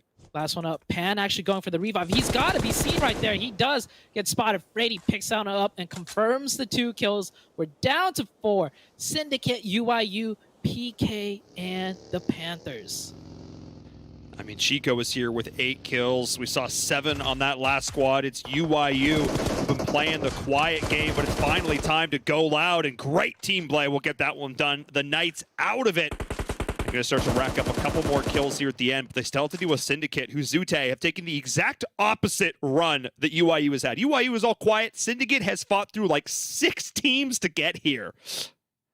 Syndicate just definitely pushing it through, and they actually got the majority of the zone, at least with that new zone shift. So UIU, you got to fight back into the circle that they got blessed with, and Frady's still alive at the top. So neither side completely open for UIU. UIU's got to make a decision right here. Which side did they focus on? Because if they just go in straight from their position right now, Frady and the Syndicate will have line of sight. Yeah, the question is do they know where these teams are split? I also want to note that despite the fact that, again, they took 2 different routes to get here, UIU and Syndicate have the same number of kills. Somehow Syndicate has been, all these kills must have been robbed, because I've seen them getting into fights with so many different teams. But Frady, definitely the X factor here once again. None of these teams wants to overstep here, Zute, until they see where this next circle is going to go. Zone is closing. That will be the ultimate decider as to who the winners will be, but I don't think UIU is going to make it into that next zone as 3 up. You see that blue zone, it is closing. UIU is still not fully in the zone. They don't want to crest the top of that hill, because the second they do, their heads will be exposed over to that other side. Jag popping off some shots to their smoke, trying to get a lucky knock, does not go his way. Meanwhile, Syndicate, they're just waiting for those heads to peek over. Oh, that's exactly what they're doing. And look at the team shooting. Oh my goodness, 0 hesitation from Syndicate. At this point, UIU have to make some decisions, or instead have to land some shots, which is exactly what they're doing, able to get themselves into the circle, but Frady can consistently be a threat up here on the high ground. Jag down to almost no HP. Frady deciding what they want to do. They want to try and clean up as many kills as possible. There comes the molly onto the player they know is down. Salt's going to drop, though, as Rad is able to peek back out. Thirsted as well, which means the Syndicate is in a prime position to reset and get this chicken. That was a huge knock right there from the Syndicate player. That gives them the advantage. That gives them the clean revive. Now they'll reset to a 3v1v1. Jag and Frady, the lone snakes left. And I love this play by Jag. Jag is going to go for the 1v1, and it's not just any 1v1. It's a 1v1 and another placement if he manages to get Frady. Jag realizes Syndicate has 3 up. There's no way he's going to be able to confirm a knock and a thirst. So he's going to look towards Frady. Frady, however, not aware of Jag creeping up behind him. Syndicate, meanwhile, did get that zone again, so they're just going to keep laying low and holding their advantage. Yeah, Frady, I think you're absolutely right. I don't think they're aware that this additional player is rotating in. Jag from UIU going full snake mode as all these teams have to come in slightly. But wait, Frady, if they look to their left, they may see this player. Jag's waiting for it, looking to pick this one up. We'll see who spots whom. Backpack is still on for Frady. That might be a factor, and it absolutely was. Give me all the points, says Jag. That was huge, and with that, this is the go button for Syndicate. It's going to be that just over. No hesitation. They know it's a 3v1, and they get that done. They take the chicken dinner. I love Jag's prioritization. The second his members went down, he realized we no longer have the capability to fight the Syndicate team, and he readjusts his focus to look for the solo. And the Syndicate team, that was not an easy chicken dinner. We saw on camera fight their way in. They had some tough rotations, some really tough decisions to make, but they managed to make it into the end and secure that chicken dinner. Let's look at the match rankings to see how the Syndicate team and the rest of everybody else did. Honestly, despite the fact that, like we said, they ended up fighting a ton, they only were able to pick up 6 kill points, so they're very happy they got that chicken dinner on top, bringing them up to 21. A fairly even spread across our top 8. No real point sponges up there at the top. WallStreetBets making it to the front page. Happy about that one. I'm sure a lot of fans are quite pleased as we take a look at the rest of the overall leaderboards. Taking a look at who is down there near the bottom. It's not Mezexis, kind of. BTOWN. I think some folks might be disappointed about that one. BTOWN put up a good fight though, and Pachinki. They did, but they did not come through. Maybe next time. Let's look at the match MVPs though. As Jag, there we go, 671 damage. UIU, they didn't have that much kills, but they were definitely laying down the hurt in that game. Jag coming in huge with that damage number. Brady though, once again in the MVP. 5 kills, and Brad, of course, Syndicate, the chicken dinner team. Good job to those 3 players, especially coming into the last match of the day. That could be momentum for them going into day number 2. I mean, multiple MVP finishes for Frady over the course of the day, so props to them. Definitely, I think one of those unsung heroes, maybe someone who's a little underrated, someone I definitely have to keep my eyes on. But this day is done. The first day of league play here for week number 2 is in the books, which means we need to set it to a short break, and the analysts will break it all down. So don't go anywhere.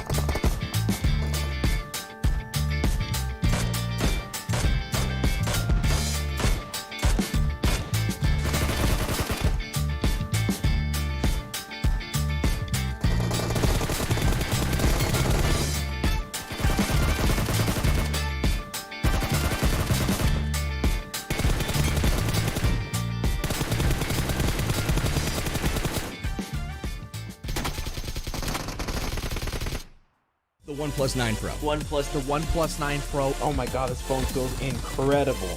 The best processor, 120 hertz, 12 gigs of RAM, and a Hasselblad camera. What more could you want? The hyper touch on this bad boy is phenomenal. The best model of OnePlus phone I have used to date.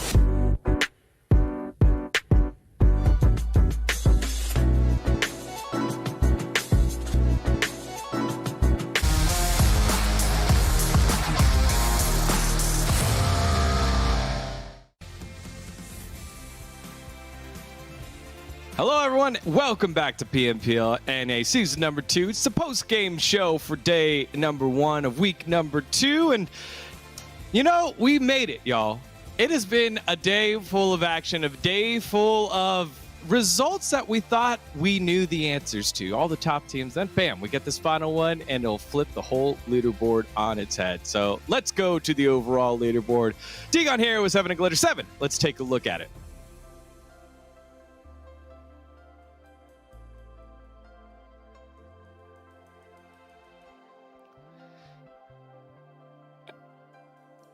Yo, yeah.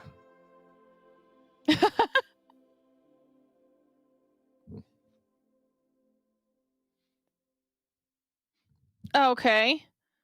All right. Well, there we go. I think Seven's got it now. If not, Basically saying there it is. Okay, there he is. All right. Go ahead, Seven. Back from the tizzy top. Connected. Anyways, Knight, 66 points. And I was actually giving a huge shout out there to Hot Jukes because he was able to kind of predict it right. I mean, he got 19 esports. He got XSET. They're currently sitting within 2 and 3. And we have Ogilvy. I'm actually very pleased to see Ogilvy here. We've been able to see what they were able to do in the Super Weekend. And this is a team that I definitely want to see in the Super Weekend again. We have Nova Esports. I said it before. I'll say it again. They haven't been the flashiest, but boy, they've been able to kind of be just super consistent, stay within the 5th and 4th place. The Panthers, 43 points. Ghost Gaming, good to see them here with 31 points. And one that you were calling out earlier, D-Gon, Syndicate here with 30 points. As we're going to be going towards the second page, which I'm excited to see, Glitter. Yeah, I mean, I'm glad that Syndicate was able to kind of close out the day there with a chicken dinner. I think that gave them a huge boost to their score, keeping them here in our top 8 right now. UYU, another team that actually had a pretty good day for themselves, now in 9th place at 28 points. And as we move down the list, I think what's a positive, if even a small one right now, we've got Illuminati and Dope Esports in 10th and 11th place.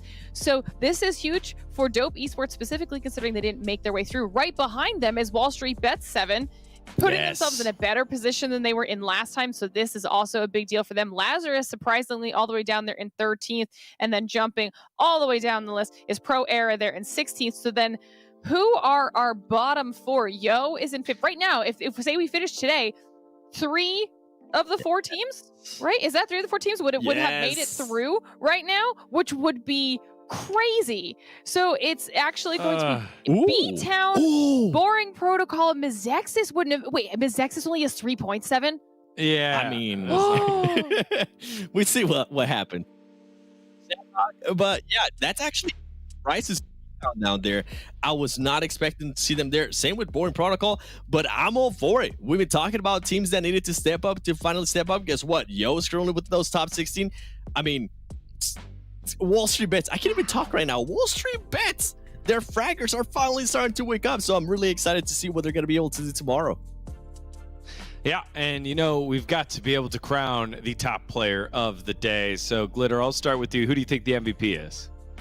I don't know. I'm kind of hoping it's Natsuo, to be fair. Yes. I think that's a good guess. Who you got, Seven? I have the exact same player. I want to see him up there. Really? Okay, is it Natsuo or is it Polo? I'll throw out Polo. Who we got? Who's our MVP? Ooh. Let's take a look at it. Oh yeah! All right, I finally got one of my predictions right because Mezexis has 3 points after 4 maps. It's Polo, your MVP for the day. The 1v4 monster himself. Almost 2k damage alone. That is more damage than what most people pull out, I would say, throughout the whole league play, both days. Yep. I absolutely agree. I mean, that's as much damage as WallStreetBets top fragger was able to get last week of league play. So what a performance. I mean, and this is just day 1 of week of league play, and this man is being able to continue the performance that he was showcasing during Super Weekend as well. You know which player I do want to see tomorrow, though, that we really haven't talked about at all today? Who? He's absolutely gone. Yeah. We haven't really gotten a chance to talk about him. He's been kind of disappearing. Oops. I want to see that dominance that you were preaching about on an interview that we did. Let us see it. Yeah, that is true. Glitter, who you want to see pop off tomorrow? You know, we saw him up on our top 10 fraggers so far. I kind of want to see a really insane performance out of Rin. Ooh. Yeah, Rin's been dishing out the damage. Maybe he'll be able to convert some of those damages and knocks into kills. We'll find out tomorrow as the last day of league play, the last chance to qualify for the Super Weekend will be happening. And these teams at the bottom got to catch up. Top 16 is all you need to do. And once you get to the Super Weekend, it resets the dance all together. And you know, a good way to do that for some of these pros would be getting their hands on the OnePlus. You know, a OnePlus 9 and OnePlus 9 Pro, it's pretty good phone. Maybe you've heard about its flagship performance, or maybe its immersive 120 hertz display and technology made specifically for gamers like HyperTouch. The best way to climb the ladder in PUBG Mobile is getting your hands on the OnePlus 9 and OnePlus 9 Pro, the sponsor of PMPL North America. That does it for us, everyone. Thank you so much for watching. On behalf of myself, the casters, the entire live broadcast crew, we appreciate you watching. We'll see you tomorrow for more PMPL NA action.